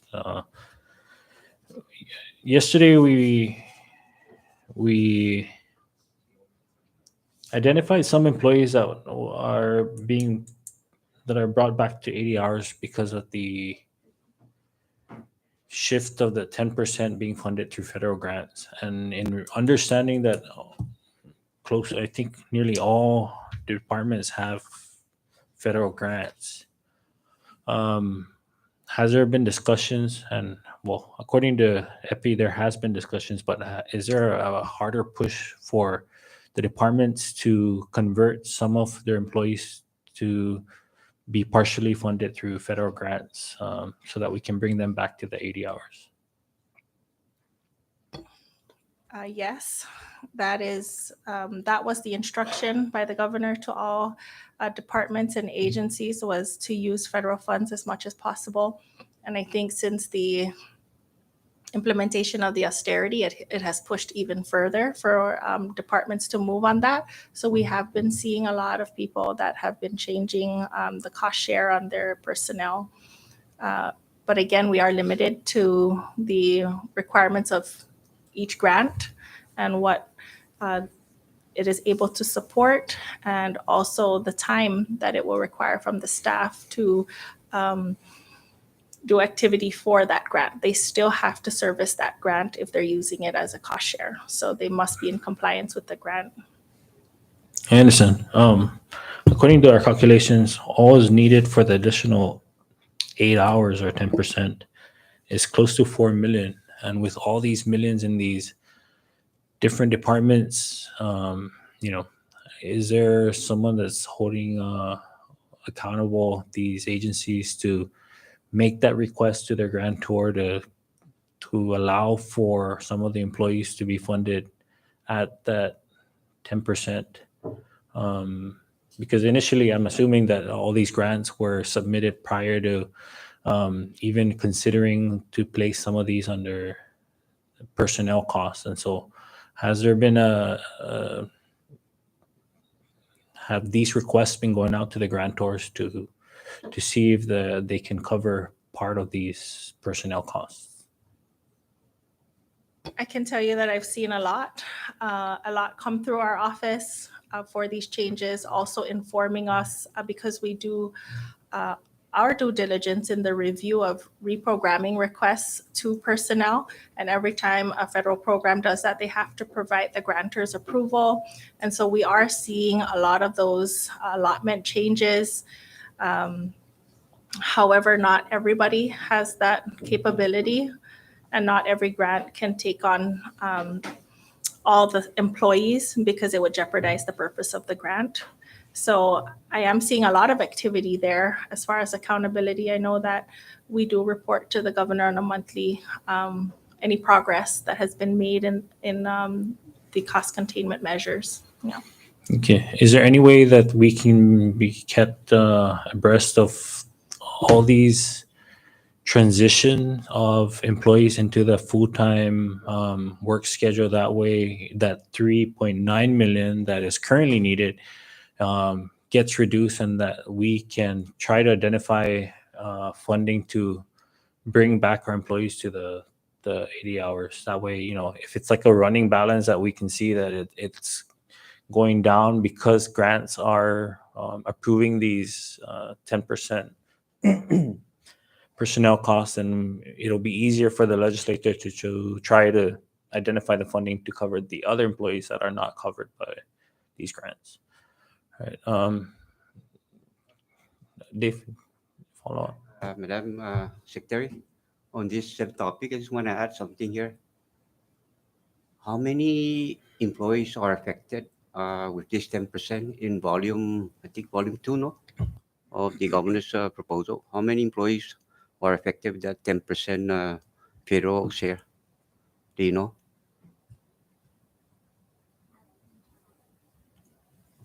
Asking how many are covered Yeah, with the they're 10%. covered by 10%. There are personnel listings in volume.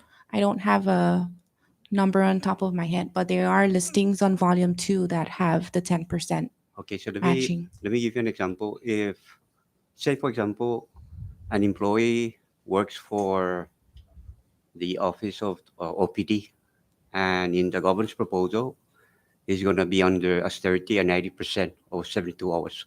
The same employee says getting 10% from a federal grant. So apparently, this employee is going to be funded 100% for FY 2024, right? Correct. Is that correct? So for us to maintain that employee at 90%, would we be able to further reduce the general fund allocation of that 90% down to, 64 hours from 72 down, so that by the end of the day, that employee will be paid 90% or 72 hours?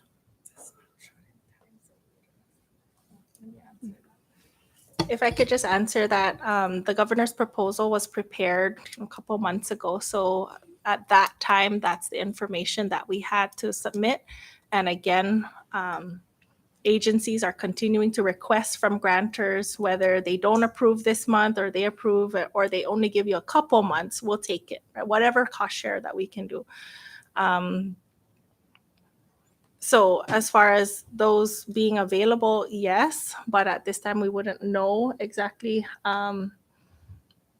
what would be the total impact for you to use in the formulation, because these are ongoing things. But we can give you to date, right? Any of those that have changed since the budget. But again, these are continuing requests with federal grantors, and we continue to push them that they should do this as much as possible. So as far as volume 2, you wouldn't see it there because at that time they're 90%. Maybe by this month there will be 100% and we wouldn't have to worry about them. But again, if we can provide you the report of who has changed funding sources since then, and that would help. Thank you. I recognize Senator McLaughlin. Yeah. Thank you, Chair. So, Secretary, I know that you had stated earlier that the ARPA cash balance as of May 31st is at 24.4. Obviously, we're in the month of July, so there's less there. Just to clarify, the allocations for government operations is to cover for the remainder of the fiscal year? Is that what it is? Okay. And Hopefully so, longer with the cost containment, if we can stretch it. but as long, based yeah. on this allocation, it's to take care for the remainder of the fiscal year. Yes. Got it.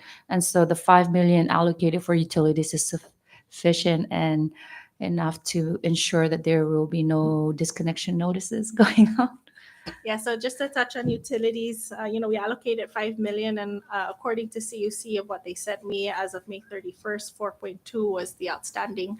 However, when we do meet with the agencies, they are disputing a lot of amounts, significant amounts. The judiciary is disputing over $1 million, and that is displayed there in that 4.2 that's outstanding. So it's included in the Yeah, so, 4.2. Again, we're using it as a way to hold the government through to provide utility service. But same goes for communications.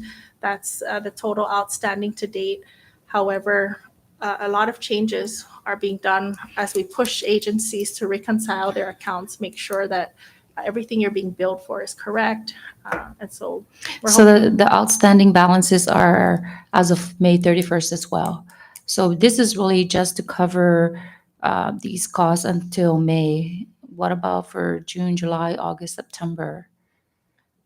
Again, there will be, remaining funds as we correct the total outstanding. That's right, because it's being disputed. Yeah, it's being disputed, but we are paying as many invoices that get entered. And I asked agencies to ensure that when you enter an invoice for payment, make sure it's not a disputed amount. We want to pay only those that are correct and valid. Okay. The food items for corrections at 900K, is this outstanding or is this to cover them for the rest of the fiscal year? This is to cover their food Okay. contract. Yeah. Got it. And then the GHLI, that's the outstanding is 9.7. Any reason why we have outstanding balances for this particular line item? This is mostly due to the retirees portion of the GHLI with the suspended earmark. Again, we are in arrears Okay. And then the 2 million for MVA is for for what? promotion, marketing activities, support to MVA. Support the MVA. Okay. And then I guess we have it comes down to a deficit of 5.6 million. Okay. Thank you. Thank you. I yield. The 2 million that you said for MVA, earlier I asked if there were any discussions in regards to support by the administration. Do you know what this 2 million is? Has that been paid out, or is that what will be paid out in the coming months? Oh, no, it's just an allocation at this point. And so what And we're so- in addition to the earmark of 4.5, you're giving MVA an additional 2 million for promotions? This is to the end of the fiscal year this year. So next year in 24, that's why we are proposing to restore the earmark for MVA. So the 24 is just for, let me understand, the 24 is for the remainder of the fiscal year. Mhm. It's not to cover anything for next fiscal year. The 2 million here in the ARPA cash allocation is for current year. And then you mentioned that restoring the earmark, that's for them in the next fiscal year. Considering that this is federal funds, it doesn't expire at the end of the fiscal year. So this can be used to help them in all the promotion activity that they're doing now and into the next fiscal year if they're still remaining. Are you aware of the CBDG for MVA for promotions at 7 million? I don't have details on that at this time. Because if they're already getting 7 million for promotional activities, why are we giving them another 2 million in the ARPA funds that could address other concerns in the general fund? I can look into that. And so do you know if this 2 million has already, it's proposed, it hasn't been spent? Okay. I hope that before any of those funds get out, if we can, I guess, be informed as to when those funds will be transferred out, because like I said, the 7 million from CBDG was, I think, originally had a deadline of December 2024, if I'm not mistaken. But I know that deadline has been extended, and so they do have those funds that they could use. And so the 2 million is again, it's something that could address whether it's be bringing back employees to 8 hours or whatnot. But I think that's why there's this greater push to whether it be a part of the or to be informed of the spending plan, or to appropriate non-locally sourced funds, because information like this and how this remaining 24 million will be spent is not part of our purview. And so we do not have a say as to how these funds can be spent. And so I hope that the administration, as well as your office, can continue to provide these updates, since we don't have control over these funds until legislations like what has been introduced in the House passes through. And so that was, I think, vetoed in the budget. And so I hope that in the spirit of collaboration that we can continue to work towards addressing some of the needs by using some of these 24 million remaining ARPA funds to address those concerns. Any other members? Senator McGoffney, go ahead and finish up. Thank you, Chair. Just real quick, so under the, in the allocation topic, we have 3.3 million allocated for legislature operations. When we had OPD in here the other day, Mr. Iglesias had mentioned that his personnel was going to be covered under ARPA and that he had gotten confirmation or indication from your office that they will be covered under ARPA, but are they allocated, are they part of the allocation in here? No, there's no personnel costs here. Again, the instruction was for all departments and agencies to transfer out all employees out of ARPA. And so for OPD specifically, I know that they needed more assistance and help in processing that and figuring out, identifying FTEs. But we did say that if they could tie the purpose of these remaining people to a specific project that, you know, would justify why we would use ARPA funds for these personnel, it had to have a major impact. So that was the last discussion that we had with them. But obviously that's not the long-term plan here. Sure. And that they should continue to find an FTE and funding. And I'm glad to say that he did approach me today and he found EDA funding 100% for 2 of his employees, inspectors. And so those are kind of the changes that we see that I don't feel should be reported here, Sure. but that these agencies are doing that work. Yeah. Okay, so that's 2 out of the, is it 5 employees? that he- 6. Or 6? No. Under Yeah, OPD? 5 under OPD, and then he had like 8 under IRP. And so, and that's where I was going next. For the IRP employees, how are they being funded? Because initially they were obviously created out of ARPA, right? Yeah, And so yes. now since they've transferred over under OPD, how are they being funded? They absorbed some of the vacant FTEs under the OPD office, and then for the remaining Which is handful- funded under general funds? Yeah. Okay, And then the remaining that they were still working on, they were finding federal funding. So today he had informed me that they found federal funding for 2 and they're looking for others. So it's really a temporary thing to help transition them out. in the interim though, how are they being funded? Yeah, under ARPA, the remaining. The remaining? Yeah. But this balance is as of May 31st at $24.4 million. Obviously, it's now July. I don't know how much ARPA is being spent on a monthly basis, but this tells me then if these allocations are based as of May 31st, and these are just proposed Yeah. allocations, that the total deficit would actually be more than $5 million. Well, Because the Yeah. because the ARPA cash is continued to Yeah. be used to Used. fund other, to Mhm. pay for other expenses. Therefore, these proposed allocations haven't even, we Yeah. have to reduce it even further. Yes. Yeah, that's why the urgency for them to start finding federal funds. Yeah. right. Okay. Thank you, Chair Ayu. Thank you. Recognize Senator Salina. Thank you, Mr. Chairman. How much IDC does the grants office get per year based on the grants they handle alone? A year, I guess it would vary. Do you have an estimate, a range? Estimate around 700,000, Okay. 300 to 700,000. Okay, fair enough. Do you mentioned briefly about the municipality of Tinian, and you mentioned that the balance was as of June 27th, if I'm not mistaken, and also that you are in communication with the mayor. Mayor of Tinian has threatened to sue, although he would rather avoid that. But based on what we've heard today from you and acting special assistant for OMB, Ms. Camacho, based on your discussions with Mayor of Tinian, there are 2.9 million in ARPA funds as of June 27th are still intact.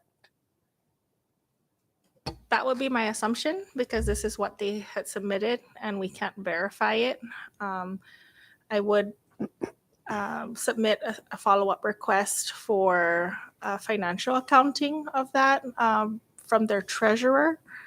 However, this was the most current information that we provide, that they provided to us, that we're providing today. And as far as my understanding, if these were all diverted to 602 government operations, I would assume that 2.9 is still intact and available for use. And based on their submission on June 27th, they did not indicate any encumbrances on that 2.9. Is that correct? At the time that they submitted to your office?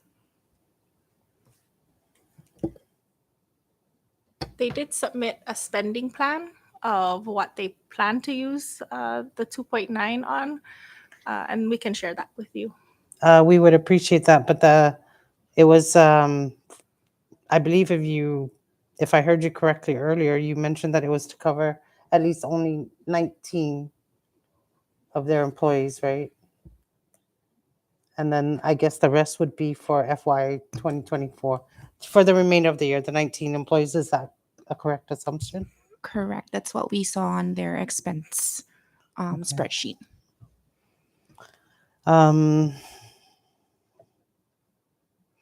Earlier, I asked you to, when we were going through your slides, you provided a revenue trend analysis of the last 8 months, and I asked you if you could, at some point when you have some time, although this is not a high priority, I know you guys have other pressing issues to deal with, but at some point, if you could give us also an expense analysis to try and make better decisions when it comes to budget season. Well, we would appreciate that. There was something that came out in the papers this morning about the mayor of Saipan discovering that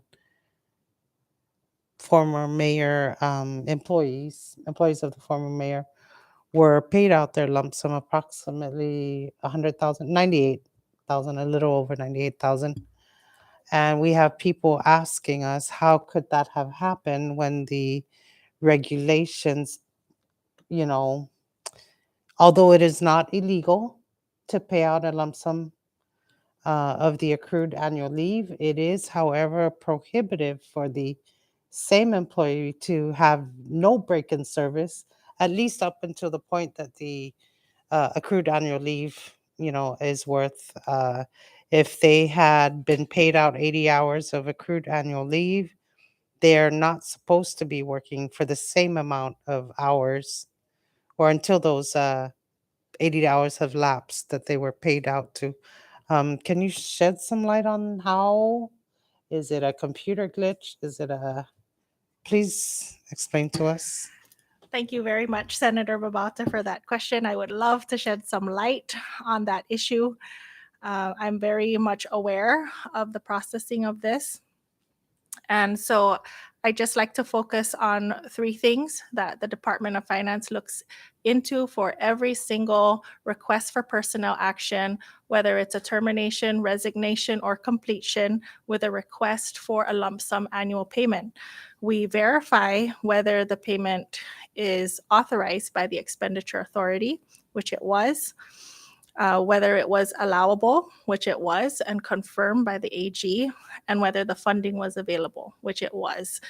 And so I understand your concerns about the current regulations, which is why the Department of Finance held back those payments. So the RFPAs, or most commonly known as NOPAs, were processed. Of course, it went through for completion of the former mayor's employees. Now, as far as allowability, that's the reason why these payments were held. At the direction of the Director of Financial Services. In doing her due diligence, she held back those payments. And in holding them back, we had to get an AG's opinion on the applicability of those regulations that we normally apply to everybody else. And the opinion that came back was that municipal employees are separate from state employees, and that we are and that the payment was allowable. So because it was authorized, pre-authorized already in the routing of those documents, finance did hold back those payments, but upon allowability that was verified by the AG, we then released those payments. And so it went through the normal process of verification and accountability and due diligence. And it was just a matter of timing in the issue of those payments that it just happened to be in the term of our new mayor. However, those payments were authorized and verified. Ask though, Madam Chair, follow up. So the money that was actually used should be the money prior to this fiscal year, right? It came out from funding in the prior fiscal, or up until the former mayor was the mayor, right? So it shouldn't affect the funding from the inauguration on. I hope that's the situation, right?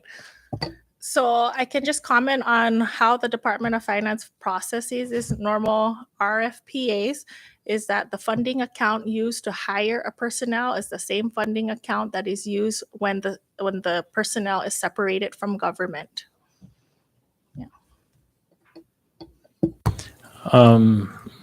Only follow-ups because Senator Bauta still has the floor. But Senator Magofnia, then Senator Mendiola. Thank you, Chair. So in the same thought process as Senator Paul, no, those employees were already like in the process, as you stated, in the last fiscal year. Unfortunately, it's all about timing and doing due diligence. Unfortunately, when the payout was processed, it came out of the new mayor's budget, which is kind of unfair to him because he had already an established budget with spending plan, and if those monies were taken out of his budget, like, and according to him and what was written on the article as well, that he wasn't notified that these monies were coming out of his budget. Can you confirm that? What I can comment on is that processing of an RFP in an OPA is automatic. Is that when a person is processed through for a completion or a resignation and they are authorized and allowed to take their annual leave, their lump sum annual leave, and funding is available and it was certified at that time. These documents get certified before it is processed. So as far as spending plans and those things, the Department of Finance is not privy to those things. We only look at what is processed, what is attached, what is Okay, requested. so that's from the finance aspect. Let me ask then OMB. Now, if these payouts were supposed to come out of last fiscal year's budget, and since they didn't go through, then obviously those funds lapsed, right? When those funds lapse, are they carried over to the new budget? Because they were supposed to be paid out last year or not last year, but within that fiscal year when Mayor Apatang was still the mayor, right? And because they didn't get paid out for whatever reason, right? Those funds actually that were supposed to be paid out were still remaining within that budget. So when those funds lapse, do they carry over into the new fiscal year? To be fair to the new person coming in. Or does it, or any remaining funds goes back into? So in regards to the general fund, lapses don't carry through, right, for different fiscal years. But if it is in the same fiscal year, then yes. If it's a different administration, and it was in the same fiscal year, so It's just a change in an Administrative expenditure authority. But as far as the authorizing document, which is the RFPA, it's signed, approved, authorized by the proper expenditure Because authority. okay, I got it now. Yeah. Because it was still within the Yes, same yeah, fiscal Fiscal year. year. Yeah. Just change of.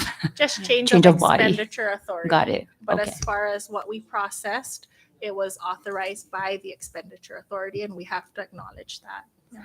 Therefore, there was no need to inform the new mayor because it Exactly. was It's already. just a normal process. Got it. Okay, Yes. now that makes sense. Thank you. I yield. So for me, I just wanted to follow up. So if if we transition in mayorship, right, and of course he's incurring now the new budget, wouldn't it be fair to allow the current mayor to be the signature authority for that processing of that fund? I believe it's just the timing of it. I And got- so if the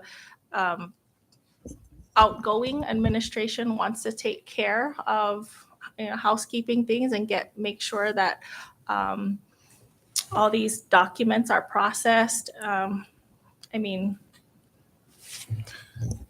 we well, just process what we receive. I got you, and I understand that it's really just transitioning to, and the only reason why I'm stating this is because I saw the transition from, let's say, the executive part, right, where a lot of the process for the previous governor, as soon as the new governor came in, everything was seized. But then it's different for the mayor, where some of the process for previous mayor was processed with the new mayor. So I'm just talking about fairness. I mean, if I'm incurring or I'm incoming with whatever budget I got left, if I'm to execute my plan, but yet we're paying out some of the previous, then it's not fair for the current mayor. And to the point of whether there's lapses, there's really no lapses, right? Because the funding is just really rolling. If the fiscal year ends, then we got a new budget.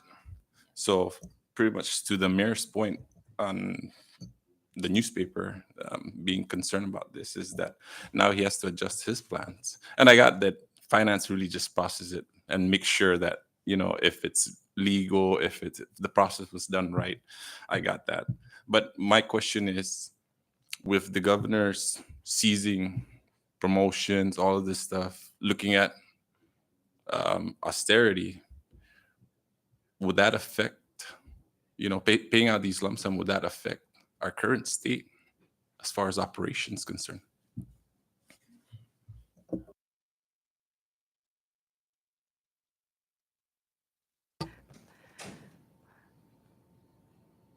I guess you have multiple things there, ranging from routing and transition activities to processing out of accounts.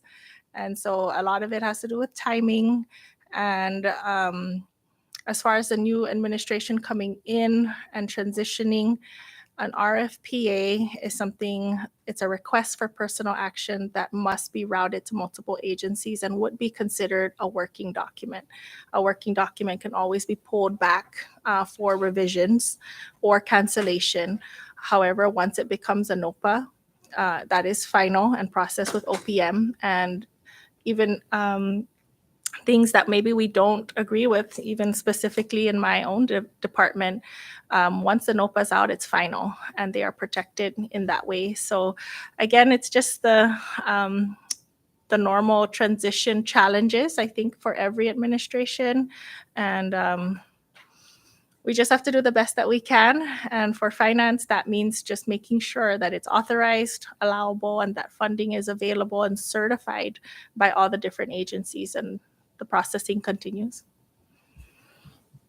Thank you for that, Madam Chair, or Mr. Chair. Senator Paul, I know Senator Salinas still has the floor, but these are follow-up to Senator Salinas. Thank you. Thank you, Chair. I guess the main concern here, because it affects us also in the legislature, is they should have, whenever like there's a new term coming up, I think that normally with our situation, they say your budget is 1 quarter left because it will be the first quarter and maybe 10 days. In fact, in the legislature, they don't even give us the 10 days. They just say your money is for up to December 31st. It's not from January 1st to 14.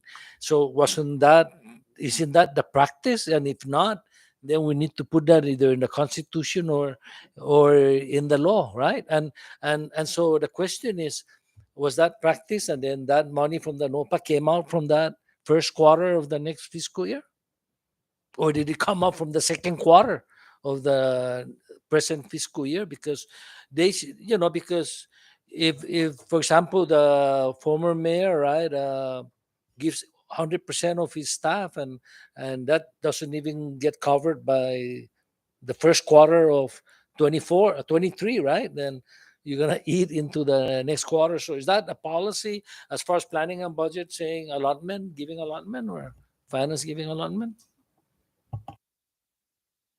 It is legislature, because I know that they tell us your money is only good for 3 months. Yeah. Thank you.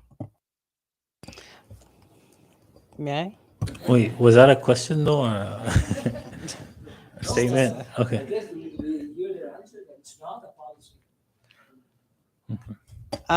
I just want to understand what transpired with that. So let's say the former mayor, because his employees are separating from the mayor's office, they process the RFPA. Let's say January 7th, in anticipation of moving into a new position, new office because of the election. And so they went through this whole process, got to you guys, it got withheld because financial services caught a red flag. And then you guys sought the Attorney General's opinion or comments on it, and he said municipal employees are different, separate, therefore go ahead and release it. Is that correct? Just to add further clarity, the RFPA moved forward for completion. However, the payment was held back, the payment of the lump sum of annual leave. And it was within the same fiscal year, and that's why it was just paid recently. Is that correct? Yes, no, that's correct. Okay, and in light of what Senator Paul is saying, that we should probably change that too, because it affects us here. At our last quarter, on the last year of our term here, we're only allowed to spend up to a certain day, up to a certain amount, so that we don't encumber and the incoming elected officials' finances. It's a safeguard, in other words. And I think that should be practiced by the executive as well. So we have That's all I have, Mr. Chairman. So along that line, I remember the governor coming in January. He said he doesn't have any furniture and he only has $600 in his account. But yet the lieutenant governor has a lot of money because, the governor was the lieutenant and he didn't use it. So I guess we have to have a clear language in the budget, so that we address that. So we might have to put that in the budget law or permanent legislation. Thank you. Senator Babalta. In light of that practice that affects us, I have an issue too, like in the fourth quarter of every fiscal year, we are given a time limit. Usually it's around second week of September that we can't expend any future funds. That means you guys are holding on to our money too. And because if we don't spend it by the date you give us in order to close out the fiscal year, we lose access to those funds. So I think it's unfair to us. The administration, I think, goes through the same thing. It used to be that way, that they were also given a deadline, but we have very limited budget, monthly allotments. So that's all I wanted to say, that, you guys also, the executive takes part of our money away from legislators. That's all. Thank you. I recognize Senator Mendiola. I think just to further elaborate that, I think it's just unfair in general, just because we released a lot of employees, we're reducing hours, and then on the other hand, we're paying out lump sum. So for me, I think that's just unfair. And I think we could have waited maybe for the next fiscal year, just given that we're trying to determine how bad is the impact on funding for the next fiscal year. So that's just, I just wanted to state that for the record. Thank you, and I yield for now. Did you have something, Secretary? I just wanted to further clarify that these employees in question were being paid out of the mayor's 603 funding. So that's why the funding was available. If it was any other source, it would not be available and thus not paid out. So Thank you. Secretary, just a couple of clarification. If this is something that you and Ms. Jasmine can look into, the bond payment, Series A and B, according to our calculations, it is understated of about 48,000. So that's something that we're going to need to verify before we include in the concurrent resolution. Particularly Series B, the payment should have been 3,313,000, but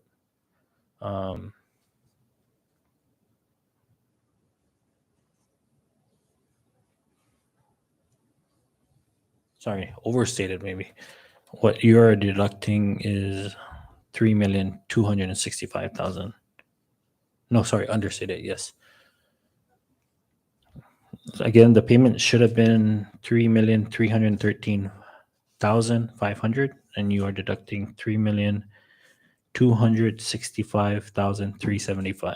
So there's a $48,000 difference that needs to be further reduced in the available resources. Additionally, under the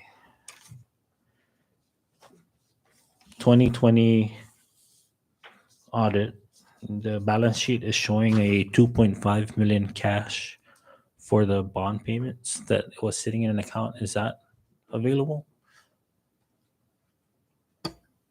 without having the balance sheet in front of me, I believe that's the balance sheet is a snapshot in time.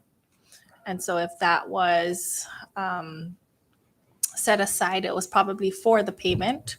However, I believe we can go back and give you information on that specific document that was provided to the auditors for that date and time of the bank account. Okay.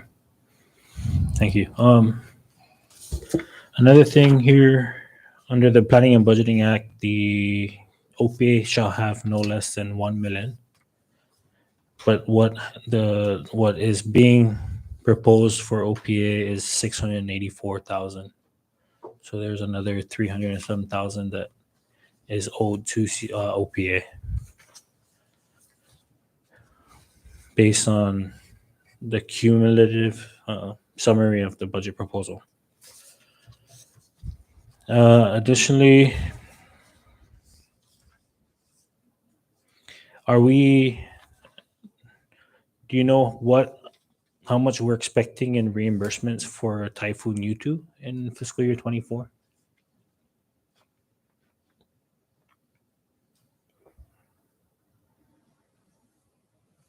So I think it would be best to get that information from the Public Assistance Office. They do provide, how we asked for a breakdown of each worksheet and the expectation of what phase is it in for reimbursement. We haven't had an update yet on U2 reimbursement, so I think that's something that we can request from them. Normally, they provide a breakdown in phases only for COVID expenditures. Okay. And so I'm assuming that's including the 58 million that we're expecting from FEMA, that none of that has been reimbursed to the general fund? As far as I know, not yet for Okay. U2. Additionally, do you have a status as to the underreporting of the BGRT in regards to the NAP program of around 24 million? Can you repeat that? There's an underreporting of BGRT due to the 24 million in the NAP program. Just clarifying what I'm aware of that, the 24 million. Are you asking about? Is there any status as to the audit and with that? so that those audits have been closed. And so either the taxpayer has the option to appeal it or agree with it and move into collection. Thank you. I'm going to kind of try and shift towards more of the operational side of finance. There has been an increased report, or at least maybe from the general public, of an increased activity of illegal substances entering Rhoda. And I know I mentioned during a discussion that there might not be a need for all your division managers to be present, but I think, from last year, I think there was a discussion that customs procured 5 canine to address the drug concerns, and I think the agreement was to provide Rhoda with 1. Do you know anything about that or any updates in regards to that? And if not, can Director Muffness look into how we can provide support to Rhoda and Tinian in regards to procuring canine units for the office down there? For sure.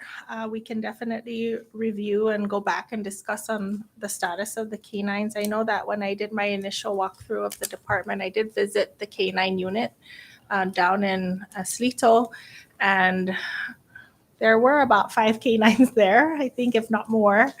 And I know that they also applied and received a JAG grant award to provide for food and necessities for the dogs. And so I'm not sure about the terms of providing Rhoda one of these canines, but I'm sure we would have to first verify whether there's a handler available in Rhoda trained, and then also if there's housing for the canine and transportation and care of the dog. So it's definitely something we can still revisit. Yeah, thank you. Another thing is, I guess just to get your thoughts on giving Rhoda and Tinian Finance more independence towards, processing and more of the routing done on these municipalities. This has been mentioned, I know, with the mayor of Tinian, and has also been a concern with the mayor of Rhoda, is that, we have our Rhoda offices on these islands. And so, I don't know, maybe share your concerns of what would be an issue if, for example, the monthly allotments were remitted to these treasuries for these municipalities to control their funding and spending and processing.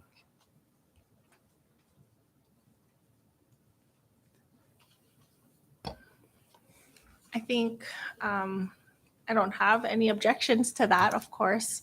I think the concerns might better come from the mayor herself or himself in the municipalities, whether they have the capability, the staffing, the capacity to carry out all the different processes. And I think the conversation needs to start there. And of course, if that's the direction that they want to go to, then I have no objection in supporting that.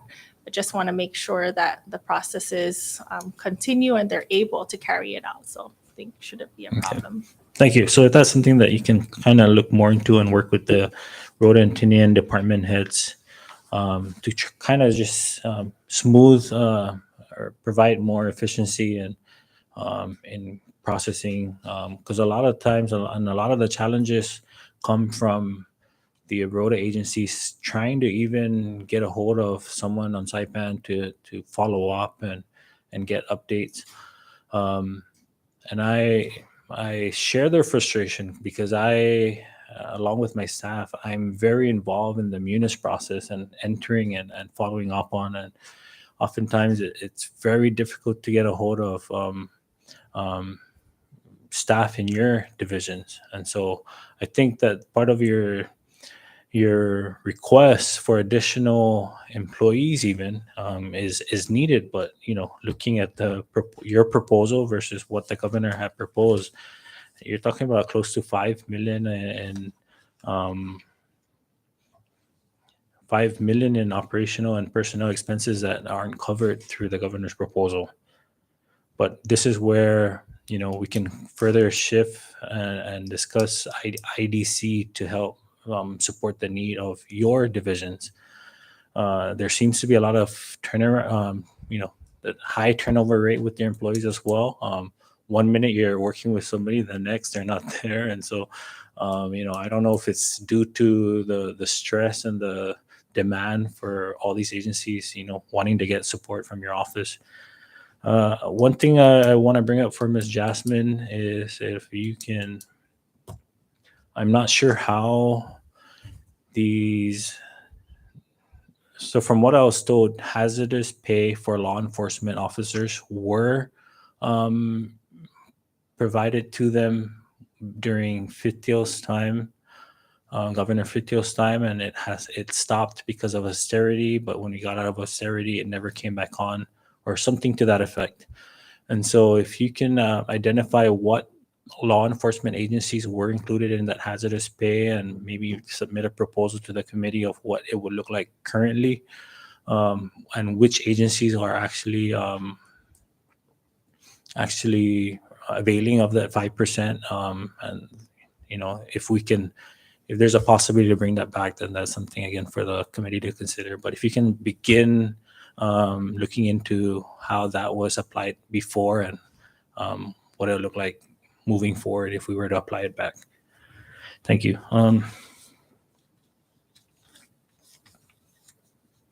Any other questions from the members? I recognize Senator Paul. Just quickly, this is off a little bit, but on the revenue side, Secretary, as far as cover up, and I'm not very familiar with this, but from the federal government, do we get any cover up subsidies from the federal government, and is that part of our revenue projection? I believe you're referring to cover over funding, cover over funding from the federal government. It is not a subsidy. It is our entitlement to taxes for federal employees working in our tax jurisdiction. I can't say right now how much exactly, but I do know that the more federal agencies that we deal with, they have been remitting on a quarterly, so it's already part of our current collections. And if they are part of the current collections, then that's part of our projection as well. Is that something that we need to look at for other kind of cover over taxes that maybe Guam or other states are getting, and are there opportunities in there? The opportunities would lie in cover over taxes that were not remitted. So again, it's not a subsidy. It's what we are entitled to for federal work that So was what done are here. what like for the militaries, we're Mhm. getting all that already, right? Completely. What else is there that you can explore? I guess in your revenue task force, is that something we should look at? Cover over for sure, because there are some federal agencies or taxpayers that have reported that they worked for a federal agencies that have not remitted, maybe because they've chosen to file here in the CNMI based on they're living here for 6 months. And so those are the cases where we can go back and look into our system and what was filed with us and see maybe what we didn't receive and we would have to reconcile. So it was a whole big project that was being worked on. However, we are now at that phase where we are coordinating with the IRS to help make those contacts with the agencies, that we have prepared files of what's ready that should be covered over. So there is a long process there, but that is one opportunity again for tax collection. And then others are probably military contractors, and working with the DoD to identify contractors that are doing work within our tax jurisdiction that they should be paying taxes here. Yeah.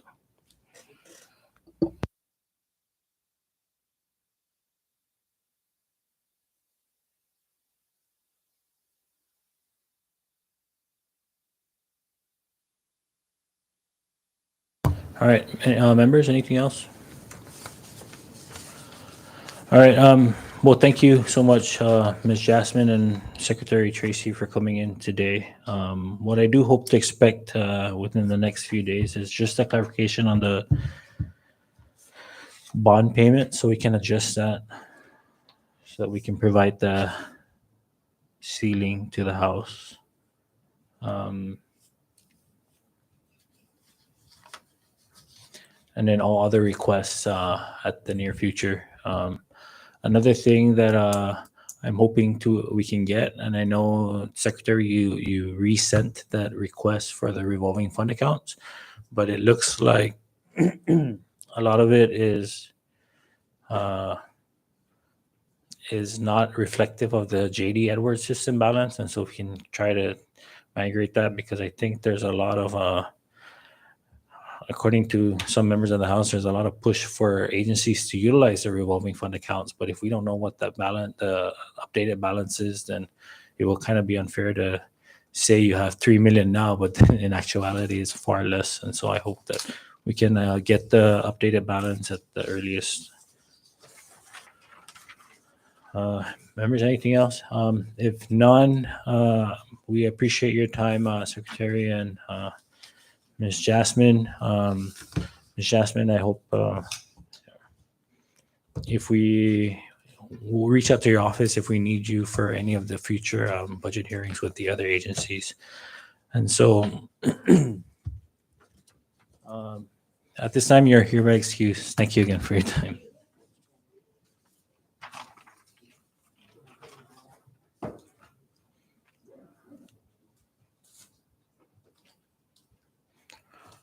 All right, members, we move on to the next item, announcements.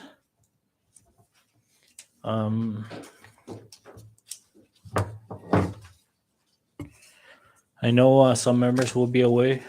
We will hold a budget hearing for DPW, DPW and DCCA if the House does not call in DCCA before they get ready to pass their version of the budget. So we'll call them in to allow them to come before the Senate. Additionally, we will be holding ROTA's budget hearing on August 10 and 11. As soon as